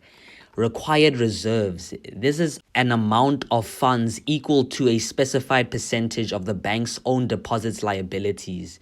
So required reserves are an amount of funds equal to a specific percentage of the bank's own deposit liabilities. Then we have the reserve ratio. This is the specified percentage of demand deposit liabilities that a commercial bank must keep as reserves. And then we get excess reserves. So excess reserves is the difference between the actual reserves and required reserves. What about actual reserves? This is a commercial bank's holdings of deposits in accounts with a central bank, plus currency that's physically held in the bank's vault. So actual reserves are commercial banks' holdings of deposits in accounts with a central bank, plus the currency that's physically held in the bank's vault. So what about the repo rate? Well, this is the interest rate charged by the South African Reserve Bank from the commercial banks on overnight loans. And then we have the monetary multiplier. This is the reciprocal of the required reserve ratio. And then we have money creation. So what is money creation? So money creation is the outcome of new bank loans to the private sector or government, marketable or non-marketable, and or net additions to foreign assets by banks. So this is the outcome of new bank loans to the private sector of government, marketable or non-marketable, and or net additions to foreign assets by banks. So what is the fractal reserve system? So the fractal reserve system is a system in which only a portion or a fraction of demand deposits are backed up by cash in bank vaults or deposits at the central bank. So South Africa uses this system. So it's a system in which only a portion of demand deposits are backed up by actual cash in bank vaults or deposits at the central bank. So what are the characteristics of the fractal reserve system? Well, banks can create money through lending, and then banks operating on the basis of fractional reserves are vulnerable to panics or runs. So savers can be households or firms, and then funders are like financial intermediaries like the central bank, and then borrowers are also households and firms. So how do banks create money? So let's look at the three factors affecting quantities of deposits. So the monetary base. These are banknotes in circulation and reserves at the Reserve Bank. So the monetary base is banknotes in circulation and reserves at the Reserve Bank. Then we have desired reserves, reserves that the bank wishes to hold. It includes required reserves and excess reserves. Then we have desired cash holdings. This is cash held by individuals and firms. So now let's look at an example of how money is created. So you need to know that banks can only invest in one type of asset, and these are loans. So it's an asset to a commercial bank. And there's only one kind of deposit, a demand deposit. And this is a liability to banks because as soon as we want to withdraw our money, we want it right now. So let's say there's a fixed required reserve ratio of 20%, right? And now banks invest all excess reserves. That's another thing you need to know. Banks will always invest excess reserves. They will not just leave money in the reserves where it earns no interest on their money. And there are no cash drains in the system. So let's say FNB has an initial balance sheet of 200 in reserves and 800 in loans and then 1,000 in deposits. What will happen if there's an increase of deposits of 100 Rand? Well, you'll say 20% of 100, so that's 20 Rand. So their required reserves increase by 20 Rand. And then they have excess reserves of 80 Rand at the present moment. So right after getting that 100 Rand demand deposit. And then when on the liability side, deposits are 1,100 because now they've added a deposit of 100 Rand. And then loans remain at 800 bucks, right? So it has excess reserves of 80 Rand, which it can lend out. So FNB won't just leave these excess reserves to just chill. They need to invest it. Otherwise, it's not earning any interest. So now loans increase by 80 Rand, right? And they'll need to be deposited in another bank, but we'll get to that. Loans increase by 80 Rand and it's now 880. The excess reserves disappear. They're now loans that are invested and the reserves are still at 220, deposits 1,100. But now the increase of loans of 80 Rand will need to be deposited in another bank. So let's say they're deposited at Standard Bank. Well, now in Standard Bank's balance sheet, it received deposits of 80 Rand now, right? It's a liability. Now we take 20% of that 80 Rand and now it's reserves. So that's 16 Rand in reserves. And then what about loans? Well, that's 64 Rand in loans. So Standard Bank now sees that, hey, it needs to invest its 64 Rand in loans. So it invests this 64 Rand in loans in Nedbank. So Nedbank has a 64 Rand deposit. And then now we take 20% of that deposit and those are reserves. And then the remaining amount is loans. And then Nedbank will also invest that loan into another bank and another bank and another bank. And this is the money multiplier. This is how money is created. So now let's look at the money multiplier. So the effect of an initial deposit being multiplied is what gives rise to a bank's ability to create money. The net effect can be determined by calculating the money multiplier, or MM. So the money multiplier can be calculated as MM equals to 1 divided by RRR, so the required reserve ratio, so 1 divided by triple R. For this example, the money multiplier was 20% or 0.20, so it's 1 divided by 0.20 equals to 5. So you'll say that 100 Rand deposit times 5, and then it multiplies to 500 bucks. So the money multiplier is affected by excess reserves and cash drains. So if there are excess reserves, the money multiplier formula becomes MM equals to 1 divided by RRR plus ERRR, so the excess reserve ratio and the required reserve ratio. So it's 1 divided by RRR plus ERR. So for this example, the money multiplier would be equal to 1 divided by 0.2 plus, let's say, 0.05, and then it'll equal to 4. So now you see that it decreased because of this excess reserve. So the excess reserves reduces the money multiplier. So the excess reserves decrease the money multiplier, resulting in less money creation for a specific level of deposit increase. Now let's talk about aggregate demand and supply. Let's take a look at 3 facts about economic fluctuations. So the first thing is that economic fluctuations are irregular and unpredictable, and most macroeconomic quantities fluctuate together. And then another thing is that as output falls, unemployment rises, and the change in output is strongly correlated with the changes in the economy's utilization of the labor force. So as output falls, unemployment rises, and the change in output or GDP is strongly correlated with the changes in the economy's utilization of the labor force. So now let's try explain short-run fluctuations. So let's talk about some of the assumptions of the classical economics. So we assume there are real variables, so the level of unemployment and standard of living, etc. And there are nominal variables, like measured in terms of money or wages, nominal GDP, etc. And then we also assume money neutrality. So this basically means that changes in the money supply affect nominal variables, but not real variables. For example, if the money supply doubles, prices double, so will income, but the purchasing power and level of output will remain unchanged. So the ADAS model, short-run fluctuations, focuses on the behavior of the economy's output, goods and services, real GDP, and the price level. So now let's talk about aggregate demand. So aggregate demand is a curve that shows the amounts of output that buyers collectively desire to purchase at each possible price level. And you need to know that aggregate demand is inversely proportional to the price level. But even though the aggregate demand and the price level have a negative or inverse relationship, you need to know that aggregate demand is directly proportional to aggregate expenditure. So aggregate demand will go up, and that means aggregate expenditure will also go up. So aggregate demand and aggregate expenditure are directly proportional. And then obviously the aggregate demand curve is downward sloping, and this equals to C plus I plus G plus XN. And you've got the price level on the y-axis and the real GDP on the x-axis. Now let's talk about the determinants of aggregate demand. So shifts of the aggregate demand curve. And then obviously an increase is going to the right, and then a decrease is going to the left. So aggregate demand depends on, the first thing is consumption expenditure.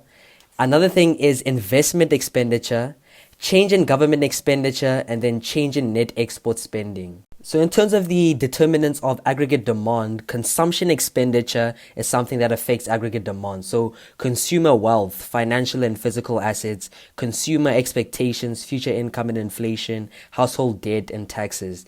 Then we have investment expenditure. So variability of interest rates and expected returns make investment highly volatile. Investment is least stable component of aggregate demand. And then we have change in government expenditure. This also affects aggregate demand. And then change in net export spending, that also affects aggregate demand. So national income abroad. Now let's talk about movements along the aggregate demand curve. Well, a change in the price level causes movements along the aggregate demand curve. So an increase in the price level will decrease the aggregate demand. Let's talk about the real balances effect. Well, this says that inflation erodes the purchasing power of households through the reduction in real monetary and wealth balances. And what about the interest rate effect? Well, this says that higher price level increases transactionary demand for money given money supply is fixed, and this deters investment and decreases interest sensitive consumption. And then what about the foreign purchases or exchange rate effect? Well, this says that higher prices or a higher price level makes countries' exports less competitive, and then a lower price level lowers the interest rate and tends to increase the demand for foreign interest-bearing assets, leading to the depreciation of home currency and an increase in the home country's exports. So let's talk about the shifts of the aggregate demand curve. Well, this could be a change in one of the determinants of aggregate demand that directly changes the amount of real GDP demanded. And then the multiplier effect produces greater ultimate change in aggregate demand than the initial change in spending. And so this is the whole 1 divided by 1 minus MPC. So a change or a change in the shift of the aggregate demand actually becomes more amplified because of this multiplier effect. So why does the aggregate demand slope downward? So the aggregate demand curve slopes downward because of the wealth effect, the interest rate effect, and the exchange rate effect. And basically, number one, the wealth effect, a lower price level increases real wealth, which stimulates spending or consumption. So that's the wealth effect. Then number two, the interest rate effect. So a lower price level reduces interest rates and stimulates spending on investment. And then we have the third and last one, the exchange rate effect. A lower price level causes real exchange rate to depreciate, which stimulates spending on net exports. So those three things explain why the aggregate demand curve slopes downward. So in terms of shifts in the aggregate demand curve, there are changes in consumption. So an increase in consumption increases the aggregate demand curve and it shifts to the right. So maybe could be a tax cut or stock market boom, etc. And then we have changes in investment. So an increase in investment increases the aggregate demand and it shifts to the right. For example, optimism about future prices, decrease in interest rates leads to an increase in money supply and an increase in investment. And then we have changes in government spending. So an increase in government spending increases aggregate demand. For example, more spending on defense, highway construction, etc. Then we have changes in net exports. So an increase in net exports increases the aggregate demand. For example, a boom overseas, exchange rate depreciation, etc. Now we move on to aggregate supply. So the aggregate supply curve is a curve showing the level of real domestic output that firms will produce at each price level. So let's take a look at the long run versus the short run. So in the long run, this is a period in which changes in nominal wages and other resource prices match or are equal to the changes in the price level. So this removes the incentive of firms to respond in price change. And then let's take a look at the short run. So this is a period in which nominal wages and others respond in price changes in the price level. So the key difference between short run and long run is determined by the degree of wage adjustment or responding. And you need to know that in the long run, the aggregate supply curve is vertical, so it's perfectly inelastic at the economy's full employment level of GDP. So Y star. Let's talk about the aggregate supply curve in the short run. So the short run aggregate supply curve is upward sloping. Why? Well, a rise in the price level increases real output because firms want to produce more at higher prices, and a fall in the price level reduces output. Let's talk about efficiency now. So as the economy expands in the short run, per unit production costs generally increase because of the reduced efficiency. Magnitude of this effect depends on where the economy is operating relative to its capacity, so full employment level of output. So basically, as the economy expands, the short run per unit production costs generally increase because of the reduced efficiency. Let's talk about shifts of the aggregate supply curve. So changes in production costs. So a decrease in the cost per unit increases the aggregate supply curve and it shifts to the right. And then increases in costs per unit decreases the aggregate supply curve. So it shifts to the left. And then there are some other factors that affect the aggregate supply curve and shift it to the left or right. So input prices. So domestic resource prices, cost of imported resources and market power. And then we also have a change in productivity. So an increase in the marginal product of labor increases aggregate supply, or an increase in human capital or etc. Or in technology. So an increase in technology also increases the aggregate supply. And then we also have a change in the legal institutional environment. So business taxes and subsidies. So an increase in business taxes will lead to a decrease in aggregate supply. And then an increase in subsidies will increase aggregate supply because it costs less to produce. And then government regulations also affect the aggregate supply curve. So, short-run macroeconomic equilibrium occurs when the quantity of real GDP demanded equals to the quantity of real GDP supplied at the point of intersection of the AD curve and the SAS curve, so the aggregate demand curve and the short-run aggregate supply curve. So, if real GDP is below equilibrium GDP, firms increase production and raise prices. And then if real GDP is above the equilibrium GDP, firms decrease production and lower prices. And then in short-run equilibrium, the real GDP can be greater than or less than the potential GDP. Then what about long-run macroeconomic equilibrium? Well, this occurs when real GDP equals to the potential GDP, when the economy is on its long-run aggregate supply curve. Now let's talk about economic growth in the ADAS model. So, because the quantity of labor grows, capital is accumulated and technology advances, potential GDP increases, and the long-run aggregate supply curve shifts to the right. So LAS0 is that vertical line and it shifts to the right? So if quantity of money grows faster than potential GDP, aggregate demand increases by more than the long-run aggregate supply curve. And the aggregate demand curve shifts rightward faster than the rightward shift of the long-run aggregate supply curve.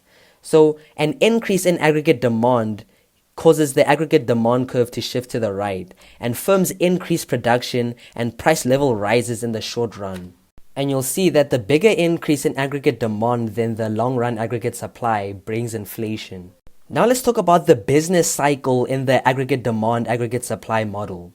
So the business cycle occurs because aggregate demand and the short-run aggregate supply fluctuate, but the money wage does not change rapidly enough to keep the real GDP at potential GDP. So when the real GDP is bigger than the potential GDP, it's above full employment equilibrium.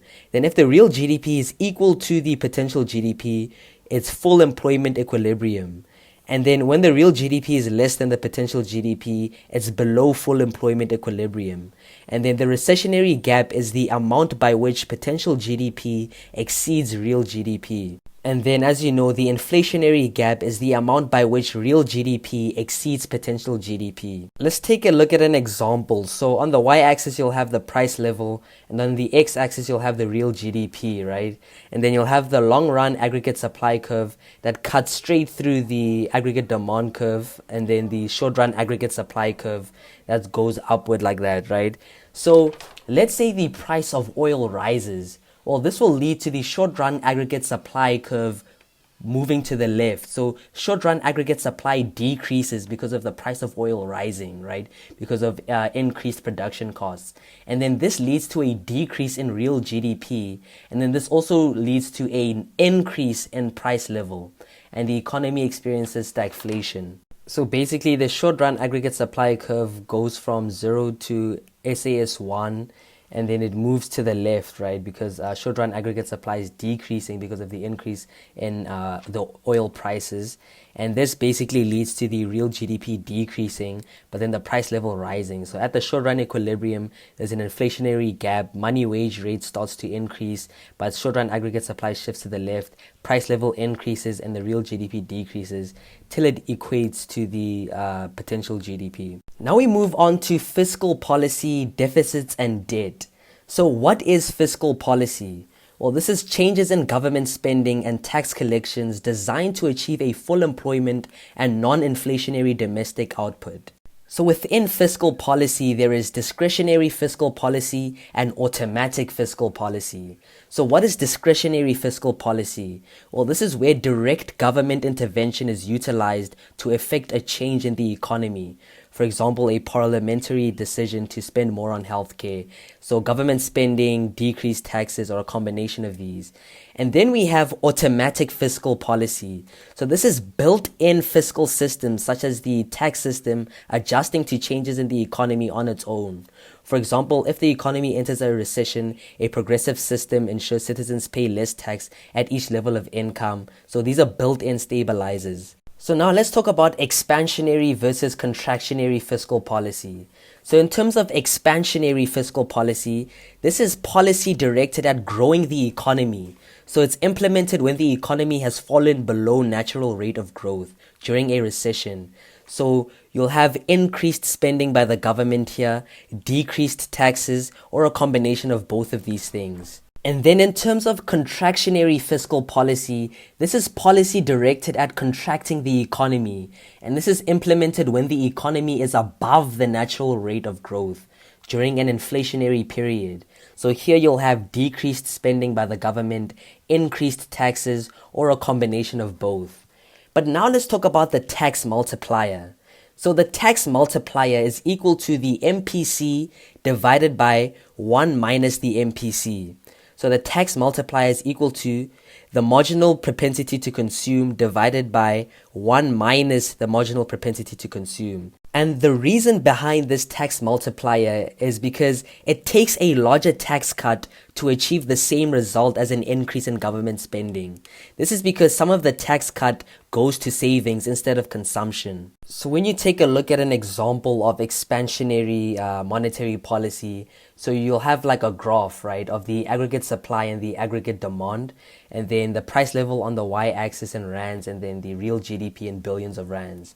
So here, let's say the real GDP is below the potential GDP. So we have a recessionary gap. So fiscal policy is used to restore the economy to full employment. So let's say there's an increase in government spending by, let's say, 5 billion. So you'll see the aggregate demand curve increases a little bit, right? And then they also reduce taxes. So there's a reduction in taxes. So after the aggregate demand curve increases a little bit, so it shifts to the right a little bit. And then after some time, it shifts to the right in a big way. So it shifts to way, way, way to the right. And there's a greater increase in aggregate demand due to the multiplier. So the multiplier causes this effect. And then because there's an increase in aggregate demand, there's also an increase in aggregate expenditures, because remember, there's government spending and reduction in taxes and stuff. So after the aggregate demand curve increases, basically it touches the aggregate supply curve at a higher level, and now the price level is at a price level at which it is at potential GDP. So for contractionary fiscal policy, it'll be the opposite. But now let's take a look at the choice of government spending or taxes. So do we increase or maintain government size? So during recession, we recommend government spending increases the size of government by employing more civil servants, politicians, or contractors. Then during expansion, we increase taxes, increases resource base of government. But if the government is too large, then during recession, we recommend a reduction of taxes. And this increases money citizens have and reduces the size of government. So they have less resource base for government spending. And then during expansion, we recommend decreasing government spending. And this reduces the number of citizens employed by the government. So a curve we can look at is the Laffer curve. So the impact of tax rate on revenue.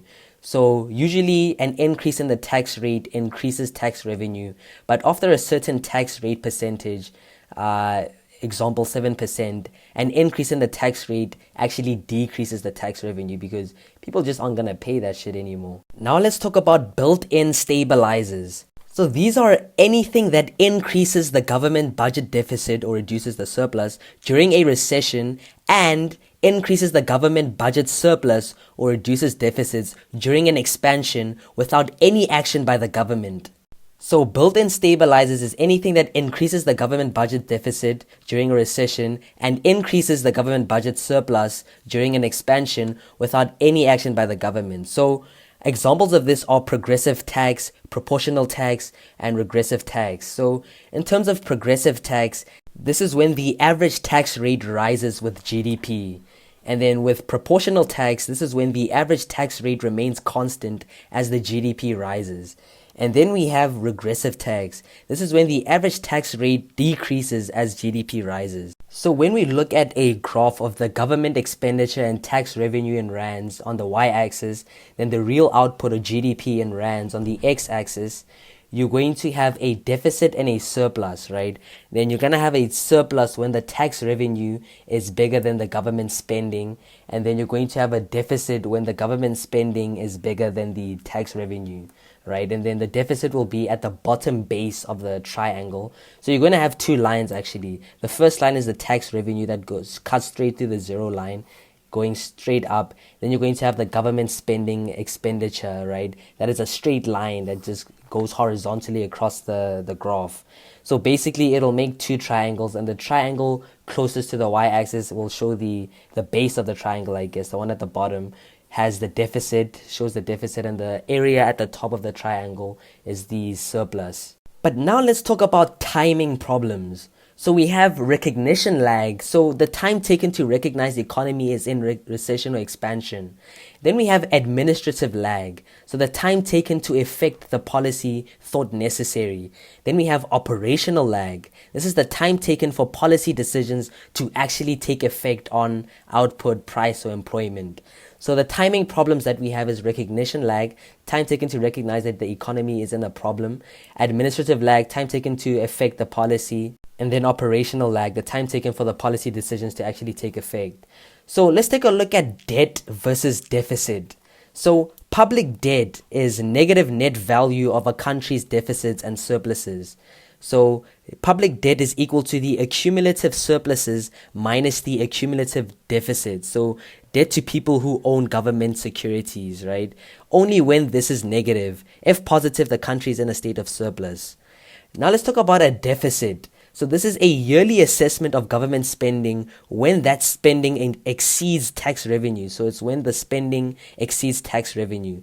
So the deficit is equal to the tax revenue T minus government expenditure G. So debt is equal to public credit. So debt is like public credit. So public credit is the reputation of or general confidence in the ability or readiness of a government to fulfill its pecuniary engagements. So it's the ability and fidelity of merchants and others who owe largely in a community. So public credit is the reputation of or general confidence in the ability or readiness of a government to fulfill its obligations, basically. So the real concern concerning debt and GDP is interest charges.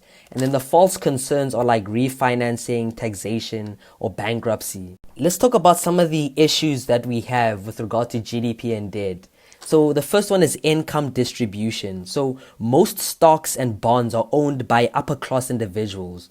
And then another thing is incentives. So higher taxes to pay debt equals to disincentivized private investment. So there's less private investment if there are higher taxes, right? And then we have foreign owned public debt. So it's an economic burden. Foreigners own our goods and services, so that's a problem.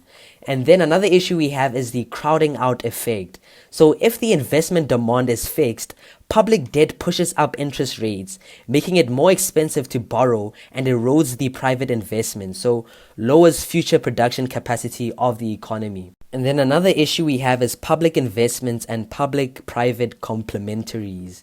So the issues that we have is income distribution, incentives, foreign-owned public debt, crowding out effect, and public investments and public-private complementaries. Now we move on to international trade. So what is the basis for trade or absolute advantage? So the basis for trade is uneven distribution of resources and stuff, efficient production, and product differentiation. So in terms of the uneven distribution, it's the uneven distribution of natural, human, and capital resources are unequally distributed across nations. So some resources are scarce in some countries while they're abundant in other countries. So natural gas, oil, metals, etc. And then we have efficient production. So different goods require different technologies or combinations of resources. And then we have product differentiation. So quality and other non-price attributes make certain products more attractive than others. So for example, imported goods like Italian Ferraris may be preferred to local goods. So the basis for trade is uneven distribution of resources, efficient production, and product differentiation. Now let's talk about comparative advantage, and this was formulated by David Ricardo. So the assumptions that we make here is that we assume constant costs. So internal opportunity costs do not change over time. And then we also assume different costs. So internal opportunity costs differ between countries. And then another thing we assume is one country has absolute advantage in both commodities. So we also assume absolute advantage. So comparative advantage is an extension of absolute advantage. So an example we can use to illustrate comparative advantage is two countries, let's say South Africa and Namibia, producing two commodities. So we're going to have the South African production possibilities frontier and the Namibians one, right? So on a graph, you'll have the meat produced in South Africa in tons on the y-axis, and then the wheat in tons on the x-axis. The same for Namibia, right? But what you'll get here is that in South Africa, we give up 30 tons of wheat for 30 tons of meat. And then in Namibia, we give up 10 tons of wheat for 20 tons of meat. So the internal opportunity cost is equal to the gradient of the production possibilities frontier. So the internal opportunity cost is equal to the change in Y of one commodity and the change in X of another commodity. And it should be negative. So you could work it out, right? And basically what it says is that let's say you give up one amount of meat is given up per unit of wheat is 1 ton. So the amount of meat given up per unit of wheat is 1 ton. Then in Namibia, you give up 2 tons of meat for 1 ton of wheat. So wheat is cheapest and least costly in South Africa. So South Africa has comparative advantage in wheat. Therefore, South Africa exports wheat in return for meat. So some of the complications we have with this model is trading with increasing costs. So the assumption of fixed cost or opportunity costs is unrealistic. So the assumption that there are fixed costs is unrealistic. And what about the case for free trade? While the world economy receives more efficient output with free trade, barriers to trade deter free trade and redirects resources from efficient producers to inefficient producers. Free trade gives us more consumer choices and cheaper goods, and it fosters peace. So the way you work it out is like you'll say for Namibia, 20 meat is equal to 10 wheat. You'll divide it by 20, divide it by 20, and then you'll see that 1 meat in Namibia is equal to half a wheat. While in South Africa, 1 meat is equal to 1 wheat. So you'll see that the price of meat is lower in Namibia than in South Africa, since 1 ton of meat takes less wheat, so half a wheat, whereas it takes 1 full wheat in South Africa to get meat. So it's more expensive and costly to get meat from South Africa. So the opportunity cost of meat is lower in Namibia. Therefore, Namibia has a comparative advantage in meat production. So let's talk about specialization based on comparative advantage. So although South Africa is technically superior than Namibia in meat production, there are possible gains from trade by solely focusing on wheat production. Both countries can benefit by engaging in international trade. So the total output for both countries will be higher if both countries specialize in the production of a commodity in which they have the least opportunity cost. So whichever resource they have a comparative advantage in, they should specialize in. And therefore, their total output will be higher for both countries. You should know that whenever you see the word terms of trade, this is talking about the international price. So terms of trade is equal to international price. Now let's talk about gains from trade.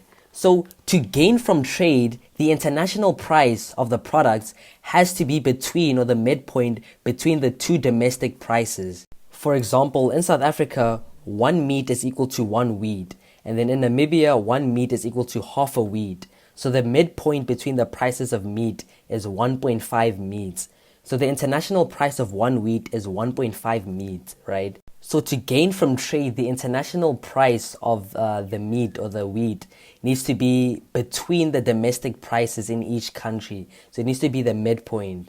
For example, South Africa is able to receive more than 1 meat for its wheat. Namibia is able to pay less than 2 meats for its wheat. Therefore, both countries can mutually benefit from trade. So by specializing on the basis of comparative advantage, both countries can realize combinations of output beyond their PPFs, so beyond their production possibilities frontiers.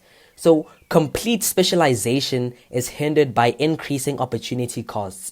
For example, for each additional ton of wheat in South Africa, we'll need to give up more meat.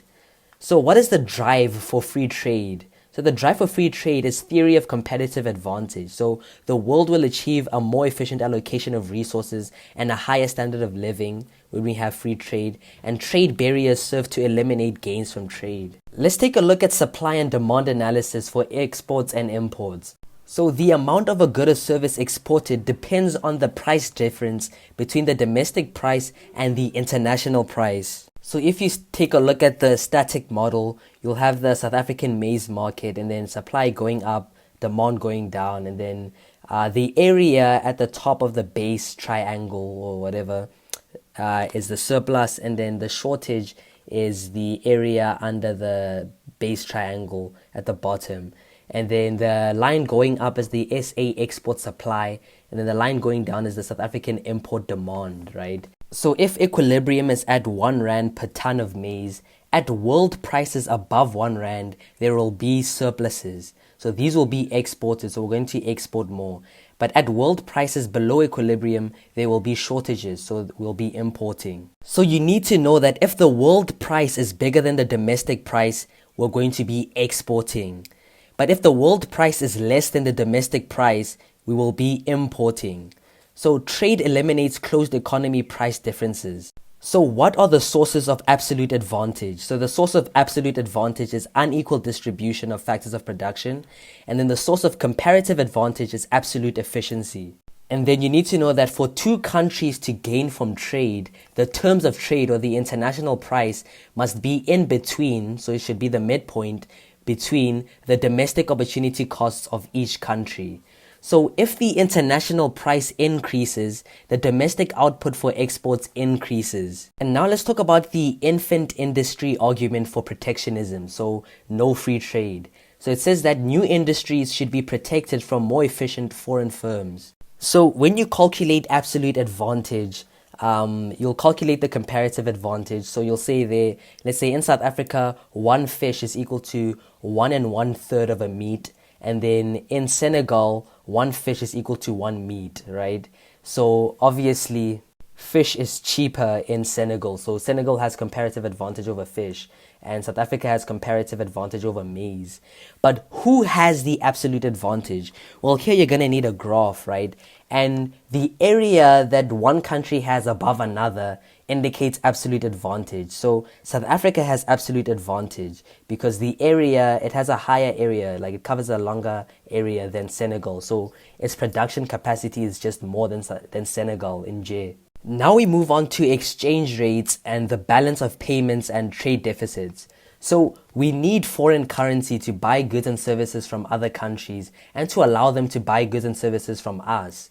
So South Africa's imports create demand for Forex or foreign exchange, and a supply of rands. So South Africa's imports create demand for Forex and a supply of rands. And then South Africa's exports create demand for rands.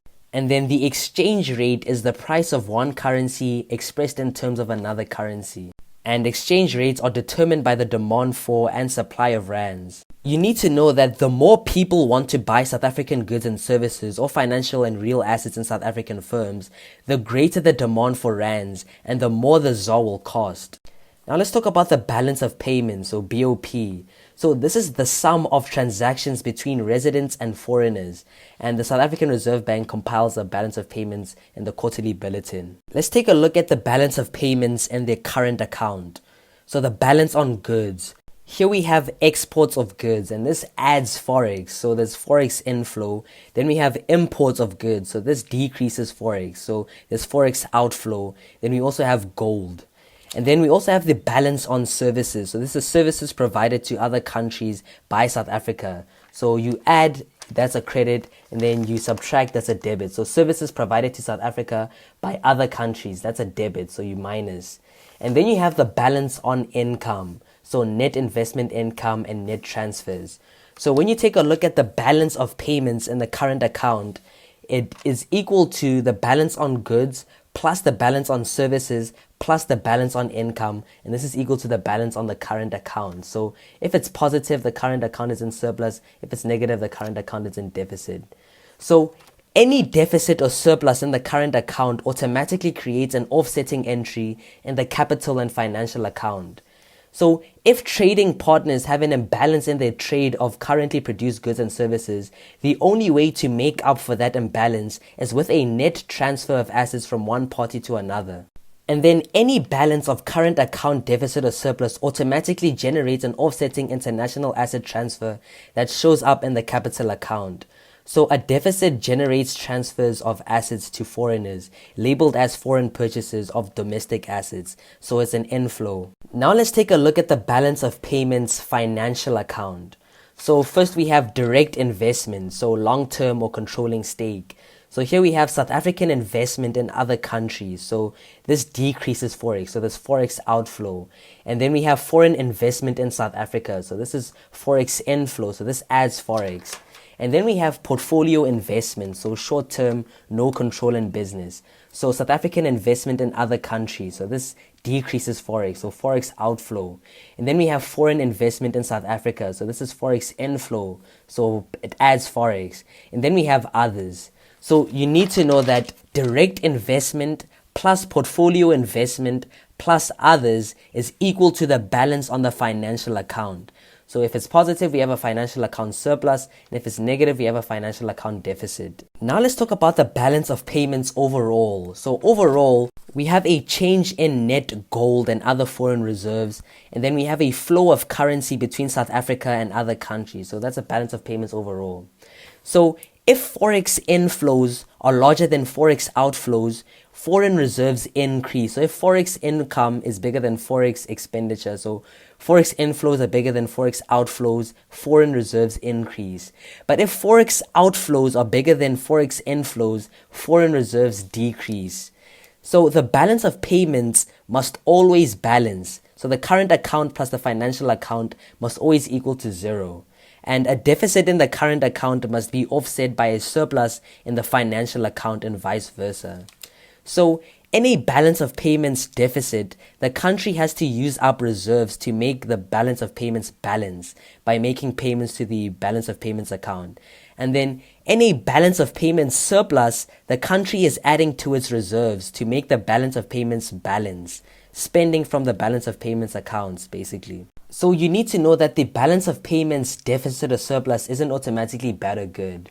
So imports increase choice and offer lower prices for consumers, and investment in South Africa by foreign firms can provide capital for development, create jobs, and result in technology transfer, increasing productivity.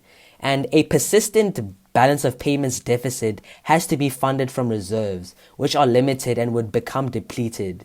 So if the rand appreciates, it becomes more valuable, so the exchange rate falls and it costs less rands to buy other currencies. So if the rand appreciates or increases, it becomes more valuable, so the exchange rate falls and it costs less rands to buy other currencies. But if the rand depreciates, it becomes less valuable, so the exchange rate rises and it costs more rands to buy other currencies. But remember, when the rand depreciates, our exports increase. Now let's talk about the demand for US dollars. So the demand for US dollars is downward sloping because the more expensive the dollar, the more costly it is for South African buyers to purchase US goods. So the lower the quantity demanded of dollars.